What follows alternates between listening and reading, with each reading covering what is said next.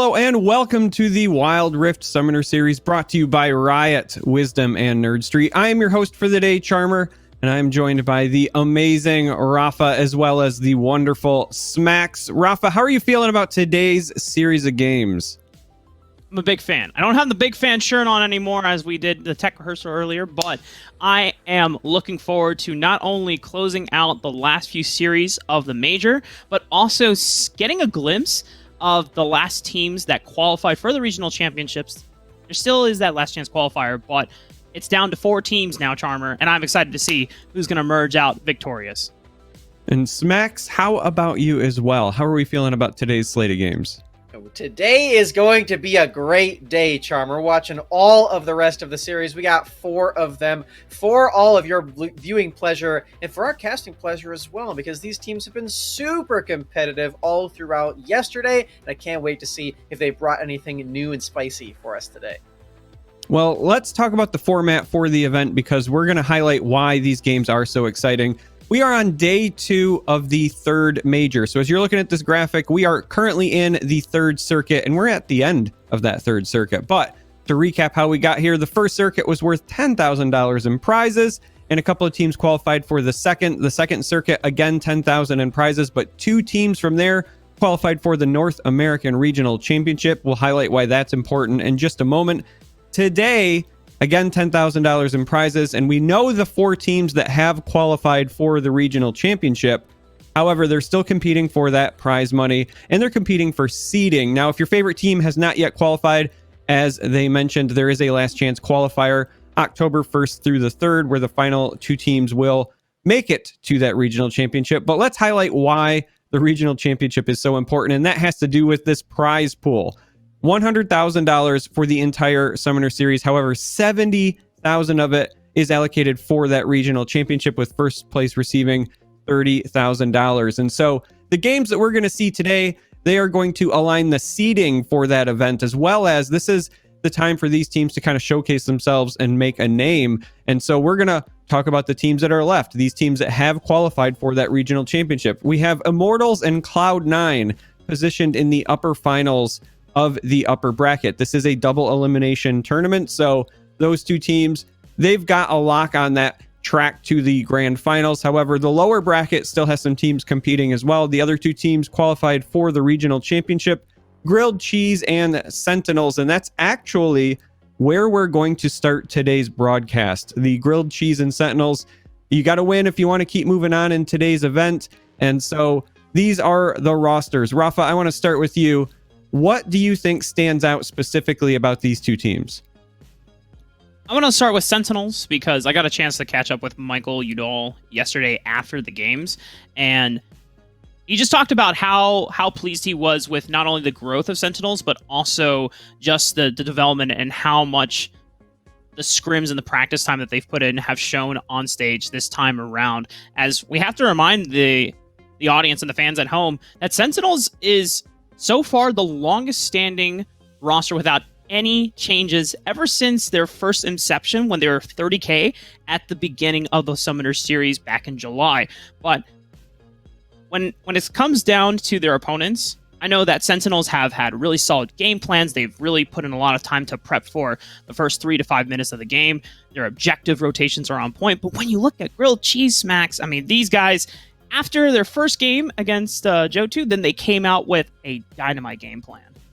You know, yesterday we got to see Sentinels take a really solid 2-0 victory to qualify for the NA Regional Championships, and while Grilled Cheese had a much more difficult route in their own gameplay, they did show us that they are very, very fierce when it comes to those clutch late-game moments, and I think that's something that's super important when you look across the board of the members of Grilled Cheese, but specifically Steezy in this mid lane. He's pulling out this really cool, like AP skirmish style from the mid lane on picks like the Ahri, paired up with Lee Sin for CJ and CSJ, excuse me, I forgot the S.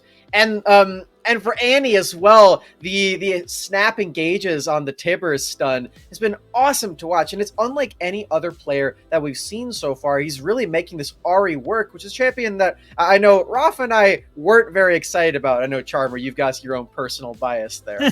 Yeah, absolutely. For those of you who don't know, Charmer, my gamer tag, originates from me being an Ahri main. So I love seeing her be successful yesterday, 2-0 on the broadcast, mind you. But as much as I was excited about Steezy's play on Ahri, I think I want to ask Raafaa about these mid laners and also Michael Udall. He mentioned him a bit earlier. Michael also followed me on Twitter yesterday. Steezy did not. So Michael, you've got bonus points there. Raafaa, tell me more about these mid laners and how they match up in their differences in play style. Well, apart from following Charmer on Twitter, Michael Udall also has a more lane-focused playstyle. A lot of the times you'll see him playing champ. I mean, the Orianna is a signature pick for him ever since we first saw Sentinels play as 30k back in the very first qualifier of the North American Summoner Series in July. But ever since then, he's, picked up the Corki, the Twisted Fate. Mainly, these are all champions that normally want to scale outside of the Twisted Fate. Twisted Fate is kind of the anomaly out of here just because it has been seen as the best roaming champion to support and start accelerating the early and mid game for teams if you want to play to either your Dragon Lane duo or the Baron lane. But Michael is mainly a person that wants to play for team fights, whereas Steezy, Smax already pointed out, you're trying to not be in your lane. If he's not in someone else's lane trying to accelerate them, then that's actually not Steezy. Someone else is playing on his account. All right, I want to ask Smax about a different position, which is the jungler, because yesterday when we were watching the games, I know that I had highlighted in some notes that CSJ was looking very, very good, was using abilities to dodge out other abilities, was very great in the engages. So Smax, tell me a bit about how the junglers match up here.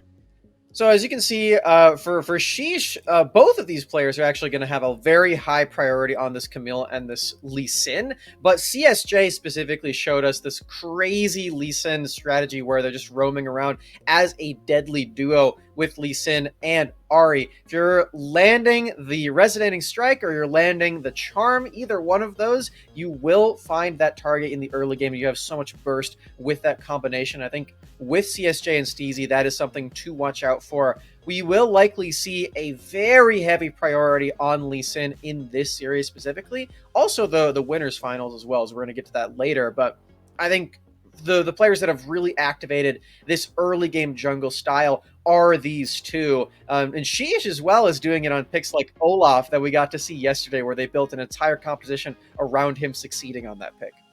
All right, well, the good news is the draft is ready, so we're going to see which team ends up with the Lee Sin or whether it's banned out, but it's now all up to you guys to carry the broadcast. Gentlemen, enjoy the games. Thanks, Charmer.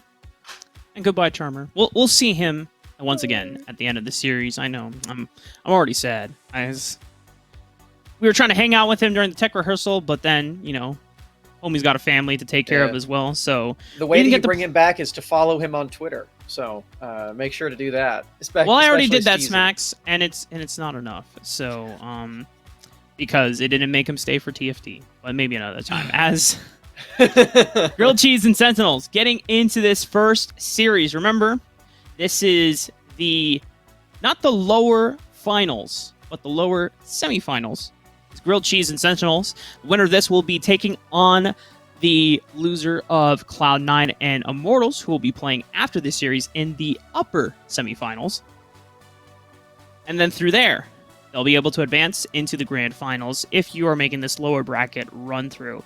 Grilled Cheese and Sentinels, as we already pointed out, have very different playstyles when it comes to the mid lane. Michael can be more versatile, but clearly Steezy's comfort is just trying to get out of lane and snowball other lanes or just making picks around the map, which is why we highlighted the Ahri and the Annie. There have been many other mid laners that picked up the Ahri, but only Steezy brings out Tibbers. For Grilled Cheese, as they are on their last ban, they've already removed the Olaf and the Camille from Sheesh's pool. They could attack it even further and take away the Lee Sin, but no, it is instead going to be Senna not wanting to first pick that themselves and not wanting to give over the very powerful supportive marksman to Sentinels. They've forgotten the other supportive marksman, though, Raafaa, and that's Ashe. Sentinels on red side have had a crazy priority on this champion, enough to where they're banning it on blue because they don't want to first pick it themselves. They want to pair it up with something else that's really powerful. I expect Sentinels to do the same here now that they are on red side, but by not banning away Lee Sin, it does come through as the first pick for CSJ. It's going to be a bit of a skill check here for Sentinels by not respecting the Lee Sin ban, as Grilled Cheese respected the Olaf ban. Sheesh is not going to get necessarily his signature champion, but we know that Sheesh has also not only played Lee Sin, but he's also played other champions as well. If you want to match up against the Lee Sin, you can always attempt to stat check him with like a Xin Zhao, but you don't get to always choose your fights as Xin, because Lee Sin can always opt out if he decides, hey, you know what? I'm losing. Let me safeguard away. It's a nice freeform dash here for this game, as we're seeing CSJ pilot this one again. No priority on the Twisted Fate at all in this draft, and I think for Sentinels, they're trying to read out that the Ahri is coming as a response to their Twisted Fate, but instead is going to be the Ziggs again for Steezy, trying to find a better matchup into No. I don't think so. Look, you got Renekton and Riven. So Steezy is playing a bruiser in the mid lane. Oh, that's a good call. It's Riven mid! Riven mid? Okay! Okay! I like this. This is hot. So I forgot to count my bruisers, Raafaa, but you got the call out there. Tell us about this Riven mid, because I think you've been a big person who's excited about Riven in this game a lot. Well, so I mean, Riven is not only just like a really cool champion, but it's been powerful, and a lot of players, mainly from the C region, have and Korea as well. Actually, Korea is a big fan of Riven jungle, and just basically taking Riven out of the Baron lane. But this is the first time I've seen a Riven mid, though. Now, the cool thing about Bruiser's mid is that your base damage is enough to just help clear the minion waves, and then you don't even want to necessarily play for lane. You could have some kill threat if your jungler comes and then you go for a dive, but Michael on the Orianna, playing his signature champion, wants to be safe anyways, so he's going to be keeping under tower, but then if a Riven starts roaming into the jungle, into the bottom lane as soon as she hits level 6, or 5, I should say, I mean, that's a lot of burst damage that can come out, and then the mid game for Grilled Cheese is going to be super powerful, and they're not even lacking on magic damage because Nimble is flexing that Ziggs towards the bottom lane. I think it's just such a neat adaptation for Steezy and the rest of Grilled Cheese to go for. It still fits into the same playstyle that we know and love for them, that's 2v2 based around mid-jungle, and it allows for even more early game activations. You can start to stack up on those plated steel caps and cloth armors and such to survive this 2v2 now. It's easier to plan around it, but you still have just so much base damage in this early game to play around with. But you know, Raafaa, the way to play into this is just play at a distance and zone with Orianna, and that's what Michael is doing a great job of already in this one. Michael's going to have a better time in lane just because of range advantage, while Steezy doesn't have access to all levels. But look at this. Sentinel's going for an early dive with the Orianna backing up as well. They have this wave pushing in. They can pull off this dive on the Tech Shi. Barrier not going to even be close to enough. First blood goes over to Sentinels. Solid dive for Sentinels. They give over some priority to the Riven, but it's perfect to do this as well. Riven, not the same scaling threat as another one of those selfish laners that we see typically, like the Ziggs. And while Steezy's very far forward now, he might get caught out. There's a flash forced onto him. This is not very good news for Grilled Cheese, who want to get their early game started soon. Yeah, it's a good thing that CZ flashed right there. Otherwise, Sheesh was about to get in range for that audacious charge and then 3-talon strike. He could have easily followed up even after the flash, just thanks to the slow as well as the knockup. Easy keeping his HP high enough so that he can get another wave push in, while Michael went for the reset, picking up the last chapter in the Blasting Wand. Is just shy of 1,000 gold for that Luden's power spike. But now Steezy going for a roam is level 5. Something really cool about Sentinel's squad as well is they have this very feast or famine champion in the Fiora. Now flashing away from the gank, though, will be punished immediately. And just like you said, Raafaa, as soon as you get these roams off, as soon as you hit level 5, get the ultimates down, Steezy and CSJ, where are they? Anywhere but mid. Steezy's just got to get out. You know, the funny thing is that Sentinels and Michael, especially getting that roam off with Sheesh off of that level 3 dive, it's easy looking at that like, they copy my whole freaking flow, man. Word for word, bar for bar. Just cue the whole, the meme, man. And now Steezy's got to make sure that he can answer that back. As picked up, Phage and the Kindle Gem making towards that Black Cleaver first purchase. More than likely Smash a Death Stance to follow up. Here it comes. Boom. Boom. Thanks for the poke. Yeah. MTS gonna feel nice. Maybe oh wow. Actually that ate the honey fruit. Nice stuff from Rest. Okay.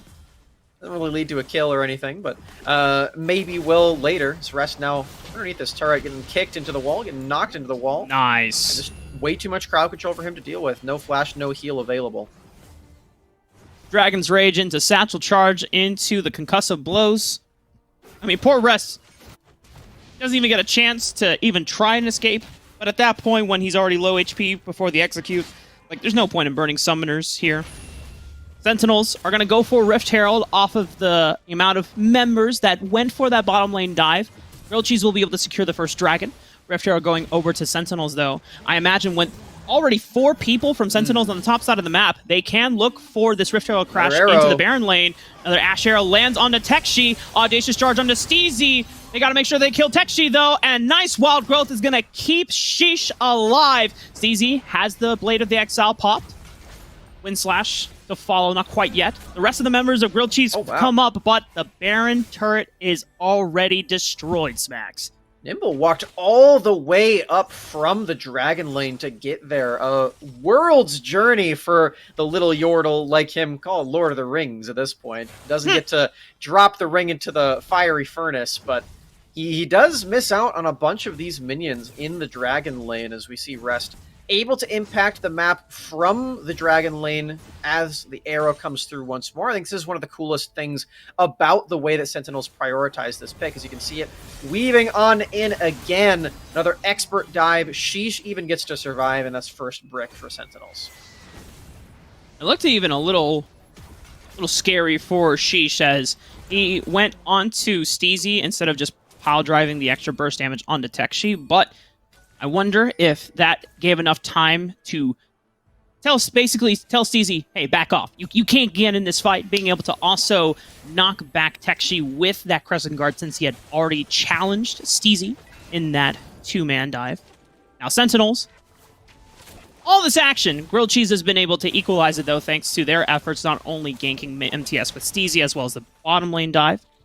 Gold lead is somewhat even, just shy of 1,000 in the lead for Sentinels. So nowhere near enough to really say that the game is over. And not even to say that the Sentinels are commanding in the lead. It's pretty much equalized. Grilled Cheese, though, they've got a surprise gank from CSJ. Nice broken wings onto both members of Sentinels, but Beg's still alive. Nice shield secures it, and another arrow. Crazy shots there from Rest. That's 3 in a row cross map. Dude, Rest has been killing it on these Crystal Enchanted arrows, man. Both today and yesterday as Alk Battery, I think he called out for Sentinels that, like, man, I really just like this Ash pick for Rest. Yeah. He's just... We've seen him kill it on the Kaisa, but now on the utility pick, even if he's mid lane, this arrow comes in right in the nick of time before the last Resonating Strike could have came out from CSJ, potentially could have finished off Sheesh, saves his life, and all 3 get out. Truly ridiculous stuff from the Dragon Laner of Sentinels, as we're seeing a pretty creative build from him being used again, a more poke-oriented one, just built to cast Volley and Enchanted Crystal Arrow as much as possible. And it's not as much DPS, but when you draft these, you know, AD-based frontline bruisers like the Fiora and the Xin Zhao, and then you have the burst of Orianna, it works really well. And I think for Sentinels, they have had some issues where they're drafting compositions with this Ashe that don't have enough damage. That was one of the ones that we got to see against Immortals, where they had a comp that could never really kill the front line of the Immortals squad. But this is very, very different. You actually are putting a lot of damage into the agency of MTS, and Michael playing that signature champion too makes this work super well. Oh, not quite 4 for 4, but would have been awesome. That would have been an insane Ashe ulti ratio right there. And to add on top of MTS and Sheesh being powerful bruisers that have rushed Trinity Force, on top of it, Beginnings is playing Lulu, which is one of the better Enchanter supports that you can play to just buff up a bruiser front line, or even champions like Xin Zhao and Fiora who just want to get in your face and fight. And I need a little extra help, as Sheesh is going to come in for a little flank around the back door. Sheesh is trying to just burn down CSJ, looking for one resonating strike, but Sheesh flashes over it, gets in range to be able to charge into CSJ's face. MTS still fighting up to Steezy, another enchanted arrow, but it's just right point blank, locks down Nimble. He's able to flash away before getting locked down by the rest of Sentinels, but Sentinels so far are starting to slowly but surely pull ahead in these skirmishes, Smax. And the way that all these members of Sentinels are playing these team fights is so cool. And Sheesh, another great flank on Xin Zhao. MTS on the run from the Crocodile. Tekshi has a lot of mobility and a lot of damage, as it turns out. Great Ruthless Predator gets the stun down, and you can't win that 1v1 after that. We talked a lot about this matchup just yesterday, the predictive nature of the riposte usage, and looks like MTS got the worst end of that trade there. He also didn't have Grand Challenge, whereas Tekshi had Dominus. So ultimate versus no ultimate, pretty hard to win that matchup when you're missing out on a lot of the healing thanks to that Bramble Vest that Tekshi has picked up. Grievous Wounds doing a great job and just making sure that MTS isn't being a nuisance in healing up so much. As Michael is feeling a lot of the pressure right now, not necessarily the love. Needs to wait on Beginnings to come in, as another arrow's going to be fishing for it, but I don't think anyone is really in range to follow up on the ultimate, but it's there for style and flair and to add up on the accuracy. If we're keeping track, I think that's 5 for 6 right now for rest. Correct. That's a pretty nasty batting average. 8-5. Can we get production to do a graphic for that specifically? Whoa! Okay, Michael kills Steezy. Now, he should die to CSJ. He literally just needs to... Okay. CSJ was just like, you know what? I don't even take any chances with auto attacks. I'm just going to kick you in the face, back of the head. Michael goes down, but he can feel good about that one, being able to win out the 1v2.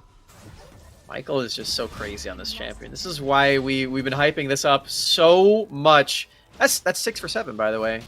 You know your decimals well enough? What's 6 for 7? Bruh. I'm a caster, not a mathematician. All right. We'll get back to that later after a look at the calculator. Stove on the run. There's a teleport here. Now Sheesh has to walk past the Glacial Fissure. Lots of members on top of him. I don't think he's going to be tanky enough to survive all of this. Took a while, though. Wow. I was through Wild Growth and Crescent Guard. Sheesh could not survive the 4-man Goon Squad, as you get a chance to see how Michael was able to cleverly outplay this 1v1. Slow it down. Here we go. Michael. The shielding comes in, and then he gets to dodge out thanks to the Shockwave repositioning, and you saw that auto attack in the air. You saw the Riven Sword getting raised up. Just wasn't there in time. And Michael, with the fast fingers, gets to survive. Steezy was ready to smite him down, and then Michael said, "Omoe wo shinde." Nani? And Sentinels still not quite soundly ahead. It's been really back and forth when we look at it. Now, this has been probably the closest game outside of the Game 3 between, I want to say it was Johto and Grilled Cheese yesterday. That was a banger of a game. I got to the point where Sparkle was trying to build Solar Charge Blade Infinity Edge on Rengar, and then realized, crap, I just don't I don't live long enough to actually get Assassination off, and then was forced to build an Iceborne Gauntlet. At that point, I was like, oh no, this is gone all awry. But here, Sentinels and Grilled Cheese, only game one. Both teams want to make that lower bracket run through, and neither member is letting an inch go to waste. Going to be all eyes on this next Drake fight in 20 seconds. Both teams have one apiece, but Sentinels have the one that's more oriented around combat. Now Sheesh in a 1v1 with Steezy. It's a lot of damage from Steezy even without the ultimate popped. MTS in the area now thanks to the teleport. They get zoned off by the Ziggs bomb, and that's a pretty large chunk of your health bar taken away for Sheesh. That might have been enough for Grilled Cheese to just take this confidently. A nice explosive minefield from Nimble is gonna... It forces Michael to take about a quarter of his HP to walk through the choke point, but the rest of the Sentinels are brute forcing it. They feel confident to be able to just take this fight. Wild Growth is going to give an AoE knockup before MTS goes down. CSJ finds a resonating strike onto Beginnings, but the rest of Sentinels, despite losing on an MTS, they're able to push back the rest of the members of Grilled Cheese. They already knocked down Nimble and CSJ, and no jungle on the side of Grilled Cheese means that Sentinels have this dragon for free. Stacked up with all of this AoE crowd control, Wild Growth into Shockwave was immaculate for the members of Sentinels. However, this trade isn't completely one-sided because the teleport came through for MTS. He joined the team fight on the split pushing carry and did leave the Baron lane wide open. That was another turret taken by Grilled Cheese. They get to stay in the gold game. So there's another teleport. Well, Sheesh wanted to fight the 1v1, but then the teleport comes in, and then suddenly there's 3 people ganging up all on Sheesh. That's not cool, man. Where's the honor in that? Unfortunate for Shisha. It's another time where he's found himself in the middle of a bunch of different members that are not on his team. Now that he is dead, there's no smite for Sentinels, but that doesn't mean that they can't team fight. They're gonna try anyway. Shockwave is available, Smax. Michael could either just annihilate a bunch of people, and Steezy recognizes this. He's trying to bully Michael out and away from the Baron. 1,200 on, but they can't finish the Baron. MTS is just in the back line, and now just picking off the stragglers thanks to all the AoE damage, both from the Baron and Michael, and they were able to maintain the Baron aggro. Beginnings almost willing to give his life just to hold it down, and Sentinels say, thank you for the leash, Grilled Cheese. We'll take that for free. Have you ever seen such an effective flank from a Fiora? I haven't. That was so nasty from MTS. He is such a great distraction, and Grilled Cheese, they learned the hard way just how much damage Baron Nashor deals to you when you're all grouped up on top of it. With the Orianna ball just diving into that backline as well. Oh man, it's so ridiculous. And now all these structures are falling for Sentinels. You can see that lead that wasn't very large before, it's all of a sudden exploded as now they got to run away. Massive damage from the Omega Inferno Bomb. Steezy onto the back line, lands the third cast of the Broken Wings right onto Beginnings, takes him down, but it's not enough to eliminate Udall. Rest is able to follow up as well to make sure that the mid laner for Grilled Cheese is eliminated, and now they are on the counter engage. Sheesh does not go down. Wow. Sentinels have 4 members strong. It's an ace for Sentinels, and that's going to be game 1 of the series. We've seen just how tanky Sheesh has been throughout the entire game, and while he doesn't have as much damage as he thinks to take down a 1v4, he can make sure that those members stay in his face the entire time, and when all the rest of Sentinels are here, the team fight's just so easy. What an effective frontliner in Sheesh for the jungle of this game 1, and everyone else just fell in line so solidly. Not the most one-sided game that we've ever seen, but once it came down to it, once it came down to that Baron fight, you see that it was just a roller coaster downward, straight down the hill, all things Sentinels. It's a good thing you mentioned the Baron fight, because I'm very positive that once we get a chance to look through the post-match stats, we'll be getting a chance to look back at that replay, and I really want to focus on what MTS was doing, because a lot of the times when we were watching it the first time around, we were focused on what Michael was doing, slowly chunking out the members of Grilled Cheese, taking advantage of the fact that Baron, while they're taking it, is shredding their magic resist. And Michael is like, all right, well, I'm on 3 items Orianna right now. I'm just poking command attack, distance, command attack, shield back to protect me. At that point, Steezy is like, guys, we're dying to Orianna and Baron. We can't do this anymore. And then suddenly, MTS has just slowly crept onto around the lower lip of the Baron pit, and then from there, I don't know what happened. So Yeah. I definitely need a second look at that one. I can't wait to watch this one again. As we get MTS There he is. on this flank. Yeah, just watch what he does here. The Grand Challenge, healing himself up throughout all of this, and then he just gets to hit all these members one by one. They were just on the run. They're all so low. And I just think this is such a cool way to be playing this Fiora, because typically we see this champion is at her best when she's in the side lane doing all the work at killing structures, but doesn't mean that you don't have damage when it comes to the team fights. You can make those work. And as shown here, MTS, again, this is one of the most masterful team fighters that we have in really all of North America, specifically in the Baron lane, though. And we've seen him play on multiple different champions, but I don't think any specific champion has been as impressive as Fiora, this champion that's you don't really want a team fight on. Yeah, MTS, not only today so far, but yesterday, has really impressed me with just the overall laning and team fighting. We saw some great Camille gameplay yesterday as well, where I think he was able to rack up a solo kill.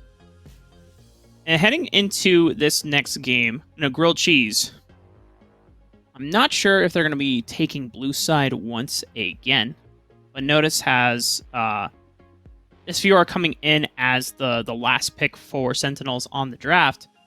I mean, once they saw that it was a Riven and Renekton, they had to put two and two together and say, okay, you know what, one of these bruisers is going to the mid lane and the other one's going to the top lane.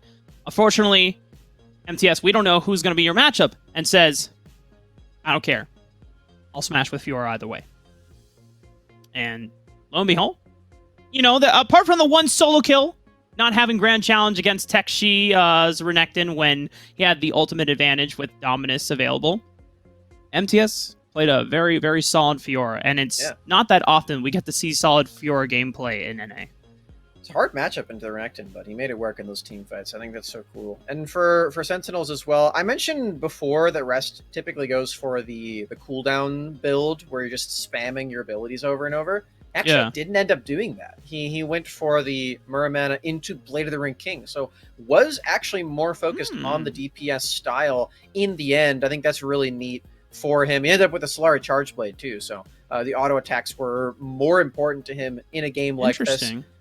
Yeah, I think it is really cool. And I mean, even despite the fact that they did have more damage built into this team comp, he felt like the build that he had yesterday could use some fine tweaking, and maybe this is just something that he has a bunch of iterations on depending on game state. But it's just really cool to see the way that you can master a champion just doesn't come down to the spells, which he clearly has a great idea of how they operate. Obviously, these arrows just keep hitting one after the other, but the way that he's like adjusting the build patterns, I think is really neat. It's something that I definitely appreciate.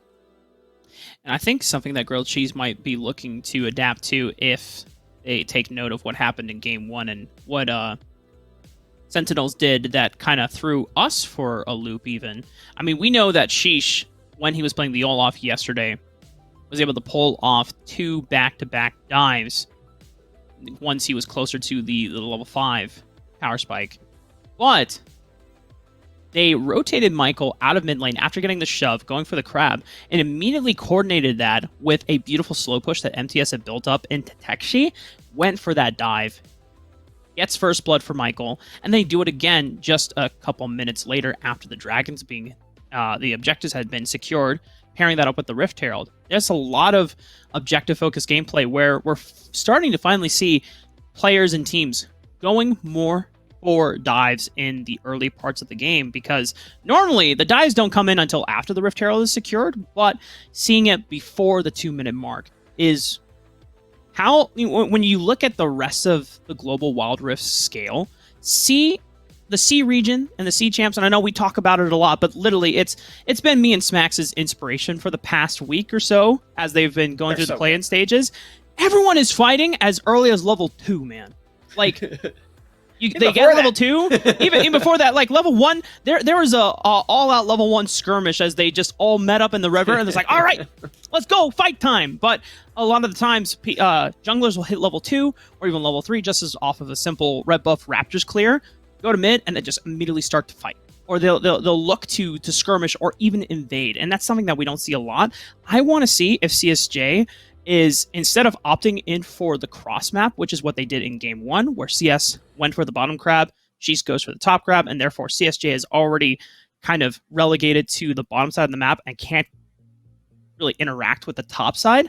That leaves Tekshi on an island, whereas if CSJ feels confident in this Lee Sin, dude, just track and follow where Ashish is going to go, and then just try to see if you can actually just take that flip, because I don't know if Grilled Cheese can necessarily outplay Sentinels on a macro level, because they were so close back and forth, and then really the game just broke down once the Baron fight happened. On the Sentinels side, they seem to have a really solid early game plan to deal with the way that Grilled Cheese has won so far. Because as you said, Steezy and CSJ look at their best when they are roaming around. I think that's 100% true, and it was shown in a lot of the plays that they did in this game. But Sentinels, they pick the Orianna, which is a very difficult champion to trade and get advantages on in mid lane, especially as a melee like Riven, and they get the first roam to Baron lane. So I think for Sentinels, this is just a great strategy to have prepared for a team like this. Will it work against the other ones if they move on? I don't know. But does it work against Grilled Cheese? Absolutely. I think this is a great way to open this series, and I think if Sentinels are going to do that again, you may just have to find an adjustment for Grilled Cheese. Maybe you pick a ranged champion that can still roam around.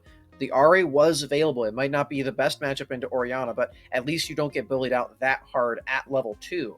So they've got a lot to think about if they want to, or how they want to adjust in this next draft as we're getting there. Just to kind of remind fans at home, the winner of this will move on to the lower finals, where they will face off against the loser of Cloud9 and Immortals, which will be the series that we see after in the upper semifinals, or upper finals, I should say, because then it'll be the grand finals afterwards.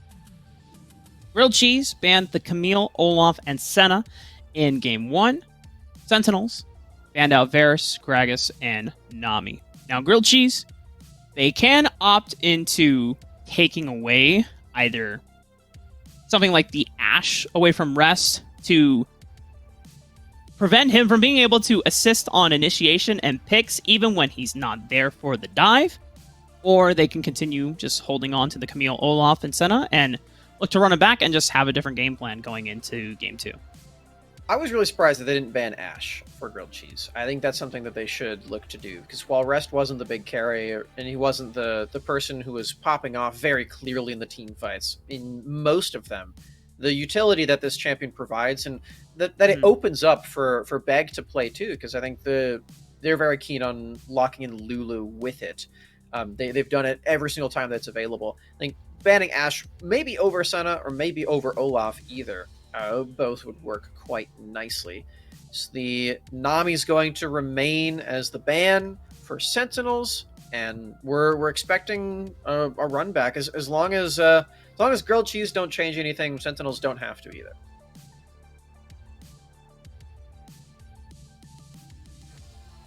With the way that Sentinels are taking their time, they've actually opted into banning out the Ziggs. Now, the reason why this change comes in is I'm assuming that they do not want to run into another essentially triple bruiser top side of the map.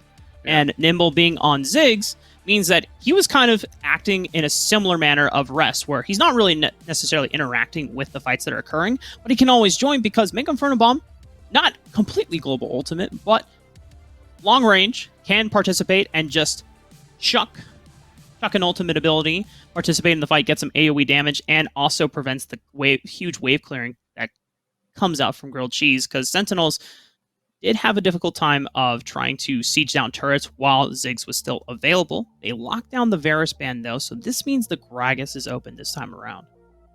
Now Grilled Cheese have an option. They can go for the same Lee Sin, they can go for the Gragas, or they can be the ones to take Senna, as it was not banned away this game. They give open Lee Sin to Sheesh, though, and after banning a couple of his other most prized junglers, I feel like that is surely going to happen at this point. You don't necessarily need to prioritize your support for Beg anymore, so perhaps MTS goes for Here it Gragas is. also, but nope, just locking in Orianna again. Michael Udall just saying, hey, you didn't respect me enough to ban this champion? It's been banned in the past 2 months, and I'm just going to pick it again. I'm just going to smurf on you again. So I like this one for Michael a lot. Well, do we get the Ari bomb or the Annie bomb? Technically, Twist of Fate is also available. That's However, Grilled Cheese have locked in Gragas Xin Zhao. Now, we know that the Xin Zhao should be going to CSJ. Now, the Gragas could be a pick for Stove, and this could be the good old Senna Gragas lane that we first saw pop up in Europe and was popularized over there. It's not necessarily a Senna Nasus combo, but it works in a similar capacity. Looks like Sentinels will answer with Renekton and Kai'Sa. Kai'Sa for Rest. Again, this has been the backup to the Ashe, and it puts Rest in a more carry position. We actually get it! It's Singed time! Oh my god. Okay. I'm so glad that we actually get at least one game of Tekshi Singed. I can feel it now in the Twitch chat. The copy pasta is coming.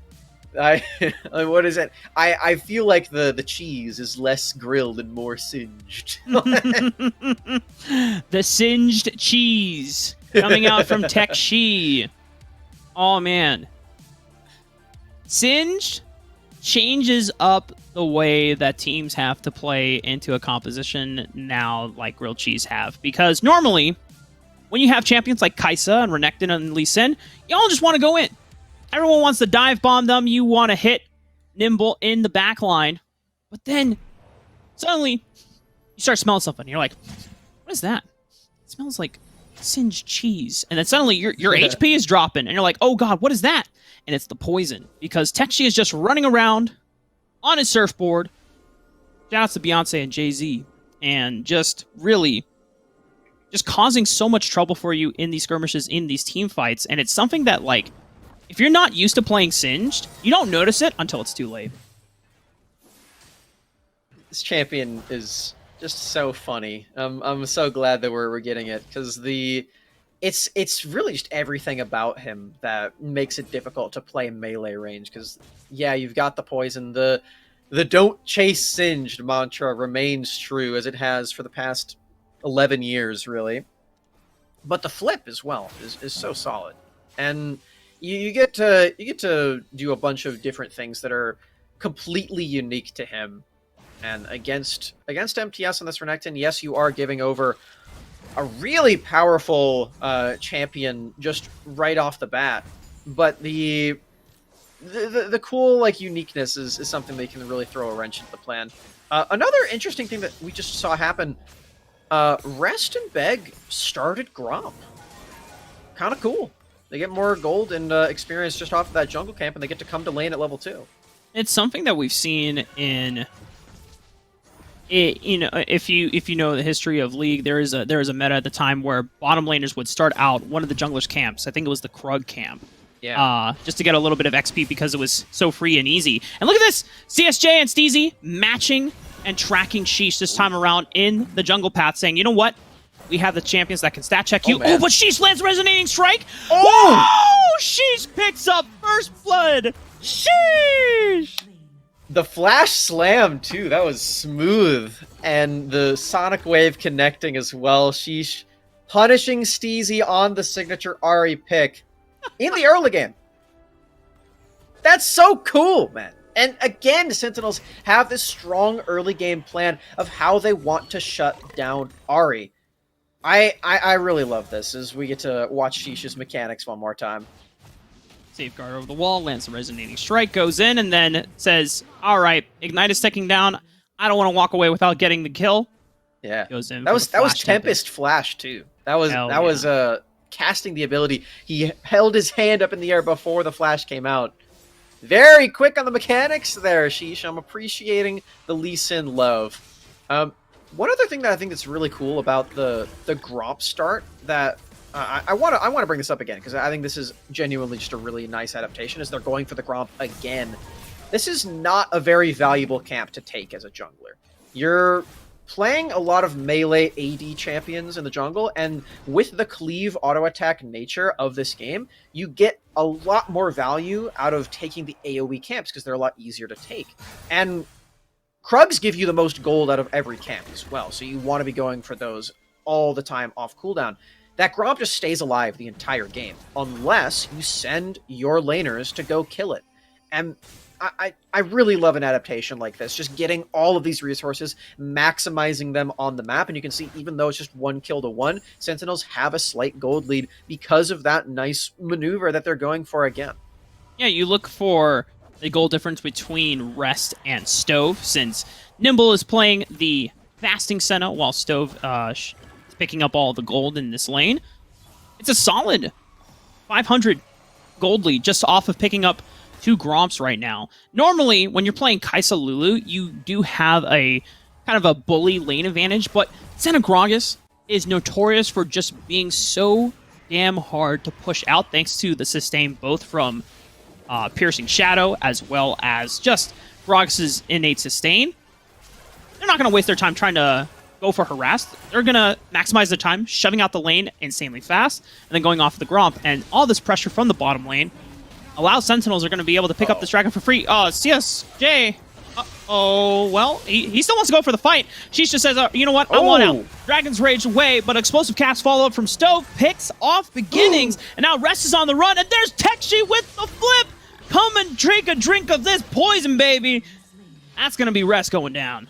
Nice stuff from Grilled Cheese. The full team roamed down. They were prepared for a fight. Oh, no! Oh, God! Turn off the camera! Production! Roll, next observer! Oh, God!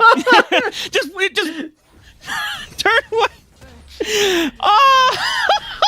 It's not the game for mid lane mechanics, maybe. It's okay. People are nervous.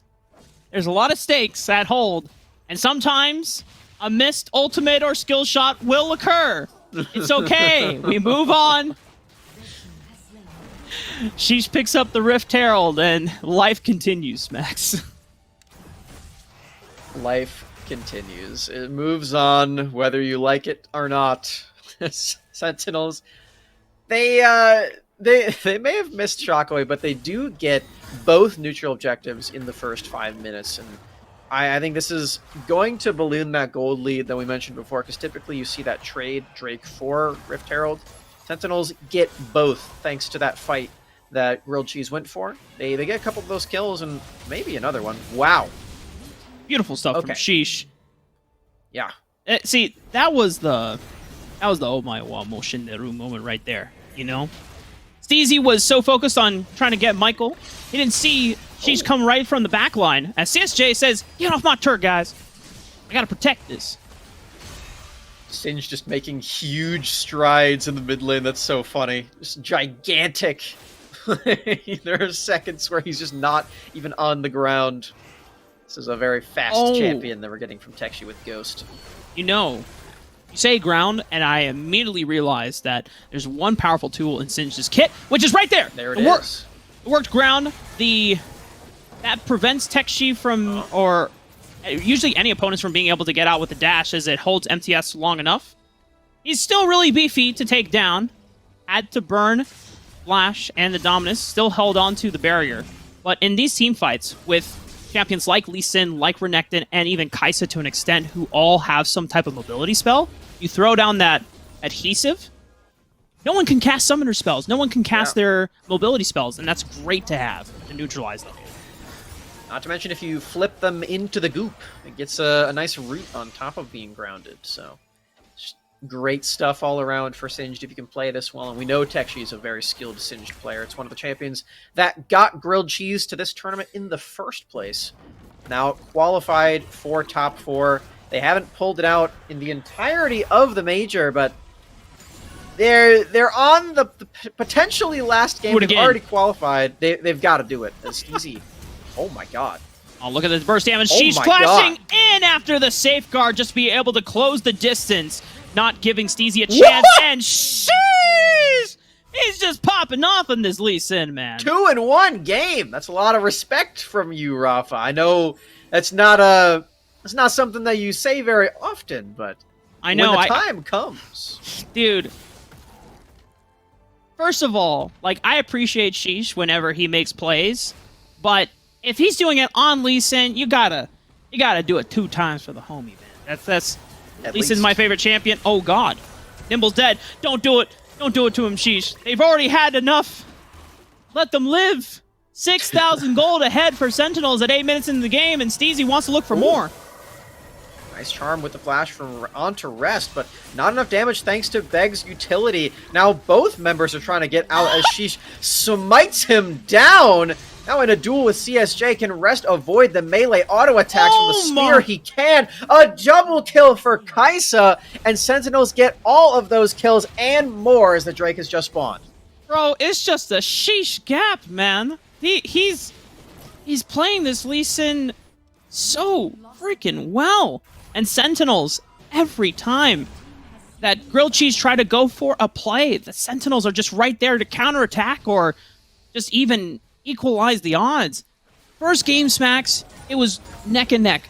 It was barely a 2,000 gold lead at most before the game finally collapsed around the Baron. But now, not even 10 minutes in, Sentinels have a commanding lead of about 8,000. This is the lead that they won the game with in game 1, and they already have it in 9 minutes. Brutal stuff for Sentinels. They have taken all of the structures, all of these kills, and look, why not go for another fight? You're ungrounded, though. Sheesh already used Dragon's Rage. However, 3-on-2, a little too much. Oh, sheesh. Okay, I know you have GA, buddy. He's going. But, oh, what? He's going. Takes down Steezy. GA is going to be popped. Does he have... Oh, but the worked ground is going to cause a lot of trouble for him because he cannot cast Resonate Strike. The shield from Michael Udall is still not enough to save Sheesh from going down, but they're able to trade one back onto CSJ, and Tekshi will run away. Tekshi is showing us how strong this goop is, though. You do not want to fight in that range. We're seeing just how difficult it is for MTS and Sheesh to operate with all of their dashes. And, I mean, Sheesh has it the worst, right? You can't cast your first ability or your second ability. It's pretty bad news bears for him. But we're seeing that even still, Sentinels have just such a gigantic lead, and the Guardian Angel makes it so difficult to actually kill Sheesh, even in a 2v3, or what at the end was a 1v3. Grilled Cheese, they can't really scrap together a lead even off of that, and when you're struggling to get picks in outnumbered fights as well, you have to resort down now to stealing away these objectives with smites. CJ, he's got flash, but you have a lot of trouble doing that and getting into a pit with Sheesh just kicking you out. Hiku! Well, Michael Udall might be yelling for some Hiku right now because this is a lot of people in the top lane from Grilled Cheese. Rest is trying to outplay it, though, already using the Killer Instinct, but now there's 4 members dedicated from Grilled Cheese. There's 2 members from Sentinels pushing onto the bottom lane, picking up this second Dragon Tier turret. Going to be unlocking a lot of structures, and despite losing out on Michael Udall, Rest and Beginnings are able to make it out alive, and now they might be looking to break open the base. They are going to do just that. There's no recalls coming through. Only CSJ has arrived, but he's so low he can't go in and stop this. 11-minute inhibitor turret taken out, and Grilled Cheese just can't respond. They only get the 1 kill. Maybe a mid turret, but they can't do anything more. They can't take away Baron, and oh no, I don't even think they get the mid turret.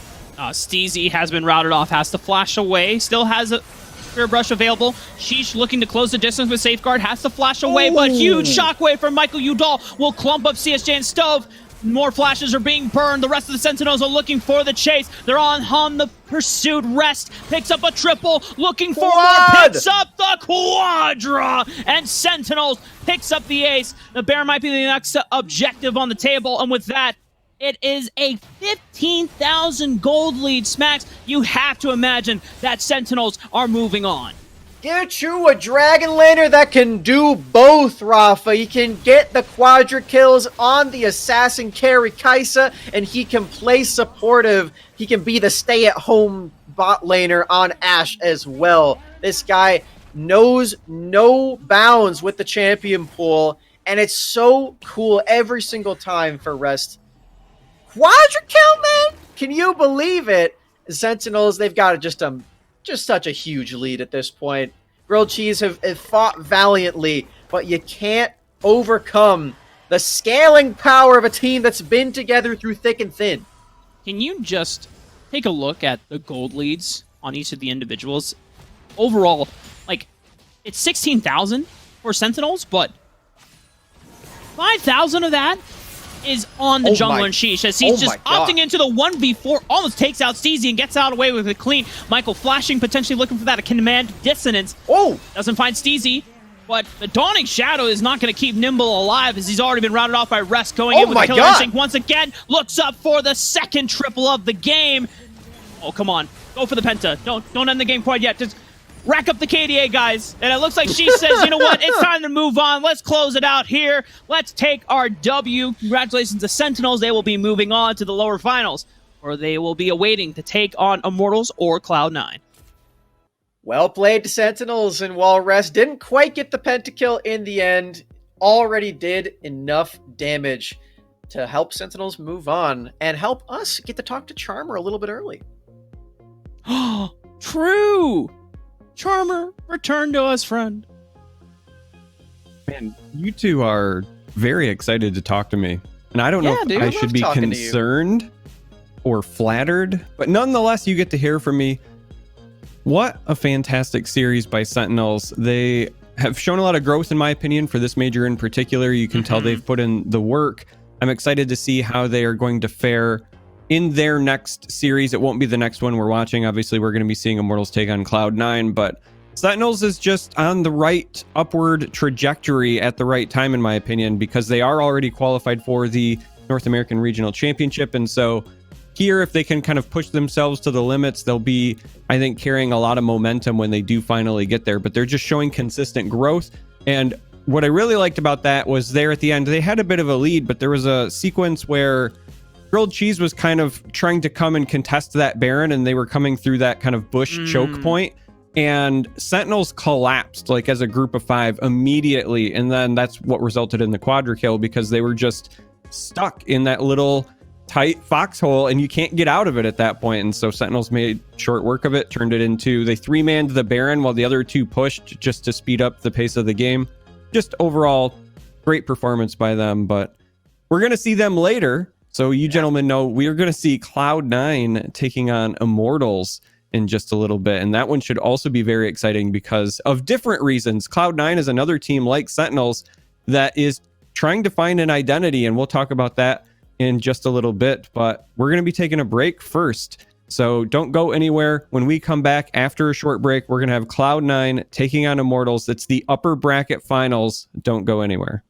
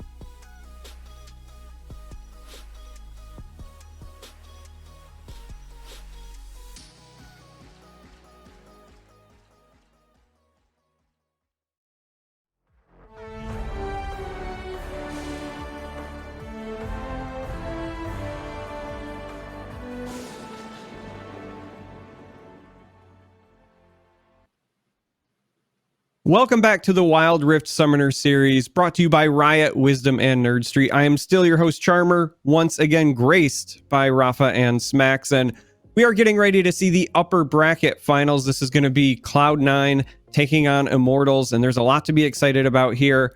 Raafaa, I would love to talk to you about this, but we have to talk about the bracket first. Explain how we got to this point. So here you're going to see the upper bracket, and again, Immortals taking on Cloud9 here in the finals. The big story for me here is that Cloud9 was going through a bit of an identity crisis throughout these three majors.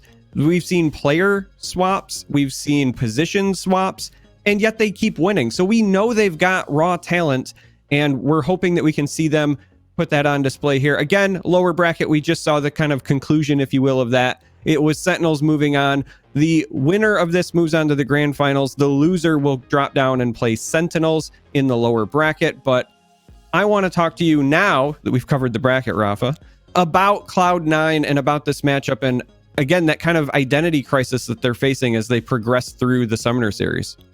Well, while Cloud9 are having a new Dragon Laner in Griff and role swapping Jackie from Dragon Lane to support, so far, the core of the team is not that different. You know, Jackie is adapting well to the new role and just, you know, doing a serviceable job. I imagine that they will get better over time as they get more stage games in on the new role. But when we look on the flip side, Immortals, you have to remember that Charm used to be an ex-Cloud9 player, was the support for Jackie, and now is living it up on Immortals, as both of these teams had been previously fighting it out for the third spot respectively, just under Enemy and Tribe. And then in that last major, Immortals were the only team that upset a higher seed as they went into the tournament as the fourth seed, Cloud9 being the third. Immortals now taking the reins and taking the dominance over them when Charm joined that roster. Now, Cloud9 have a chance to get not only a little bit of revenge, but also look to see if they can take away that third seed spot and emerge as the first grand finalist entrant through the upper bracket. Or we'll have to see if Immortals actually are the ones that remain to take that throne. I think the support matchup is the coolest one here for the simple fact that it is sort of that grudge match between Charm and his ex-teammates. So we get to see the card for Jackie. No, he's not going to play Kai Solution or Varus support, probably, as he has the role swap player coming down to support. However, he has been playing some damage-oriented supports. He's been one of the only players to play Lux support. That's a champion that I really love. You get so much extra pick threat and damage potential from this. And if he pulls that out again today, perhaps Immortals won't be very prepared for that champion, as it's not something that I'm sure they've played a lot against in the past. Now, I think that this is a great storyline because it's not even just that Charm used to be on Cloud9, but was literally the other supports paired duo, right? So now, because of the role swap, it's two supports that used to be direct, not just teammates, but lane mates as well facing off. But if we're not focusing on that, Raafaa, what are some other players that we should potentially focus on in this particular matchup? Gotta be the top lane, or the Baron lane, I should say. Araki Zoro taking on Zello. Zello has come out to be one of our premier Gragas players across the entire Summoner series. Zello has also just been really outstanding when it comes to engaged champions, as you already see. Malphite being a signature one. Also one of the few Baron laners that brought out the Garen in the Summoner series. Other Baron laners have gone to the likes of the Camille, the Fiora, even some more carry-oriented champions like Riven. But Garen is a comfort champion and a go-to for Zello when the Malphite and the Gragas are banned. When you look on the flip side, though, Araki Zoro, definitely one of the guys that does flip over to the carry-oriented style champions, the Renekton being a signature flavor once the Gragas and Malphite are gone. Zello's pretty solid, just beating you to death with the stat stick, though. That's one of my favorite things about him. He does not care how flashy the champion is. He will pull it out and beat you with it. And I think that's something that Cloud9 have used quite well as an advantage and as just a constant on this ever-changing roster. As you mentioned, they've had a couple of roster swaps, specifically in their duo lane. And with their top side being so solid mechanically and just consistently, I should say, I'm excited to see what they can do against probably the biggest pop-off team that we have here in this tournament, Immortals. They've shown us some of the highest highs, and they did get that upset to place higher in the seeding in the previous major to get into this one. They did get that third spot, and now both of these teams are trying to get to that third spot to get into the NA Regional Championships. They've already qualified, but they're looking for that seeding. Yeah, well, these teams are, again, they're trying to prove that they are the best of the rest. We know Tribe and Enemy have already qualified, but the draft is ready, so we're going to actually get to see them go head-to-head finally. Gentlemen, take it away. Thanks again, Charmer. Smax, we've got That's the me. upper final. Oh. Yes, dumbass. I know it's you. See, on, I didn't even believe that one. Sometimes I gotta just let you know how it is, Max. But upper finals here. I love you, buddy. Immortals and Cloud9 are going to be battling out to see if they can emerge to the grand finals on the upper bracket side. As now all the production is just like gasping. They're like, Raafaa, how could you do that? Spam colon or capital D colon in the chat if you if you want to let Raafaa know that he's being inappropriate. Oh my god. What did I do to deserve this? It's all friendly banter. I call you that out of affection, Smax. It is a term of endearment. Now, we talked about the Baron laners, we talked about the supports. I think another one has to go, obviously, towards the jungle.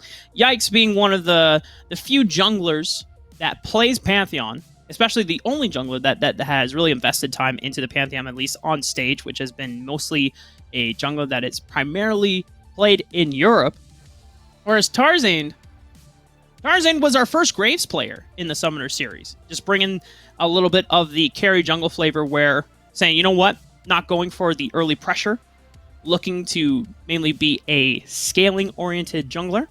And Immortals already recognizing that. They ban it away because they know that the way that Cloud9 usually like to play, they love playing around Tarzan. They're trying to give him a lot of resources. They opt into, as we even saw earlier on in the Summoner series, where we saw the Dragon duo in the mid lane, giving Tarzan access to both Scuttle Crabs, funneling all those resources. But without Graves, I wonder if Tarzan will dip down into something like a Kha'Zix or a Rengar, that is a jungle that still can scale up pretty heavily and loves resources, or if he's going to bring out the Lee Sin just like we saw yesterday. Lee Sin, one of the very highly prioritized junglers, and will be the option for Tarzan. There it is. As the Ashe does come through for Immortals. So Immortals have actually recognized the same thing that Sentinels have, which is that Ashe has a lot of power, being both a supportive champion and one that can deal a lot of damage.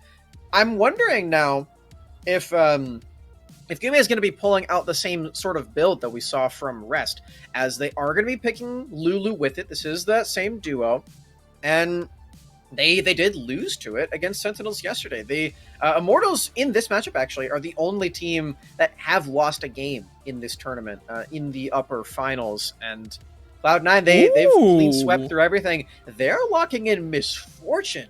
Wow. I'm going to see if production has access to Misfortune stats across the entire Summoner series, because they're probably, if my memory serves non-existent. correctly, I just want to see if this is the first time that we're seeing Misfortune in a Wild Rift Summoner series game ever, because this is, and they're pairing it with the Thresh. Oh my gosh, Smax, it's your lucky day.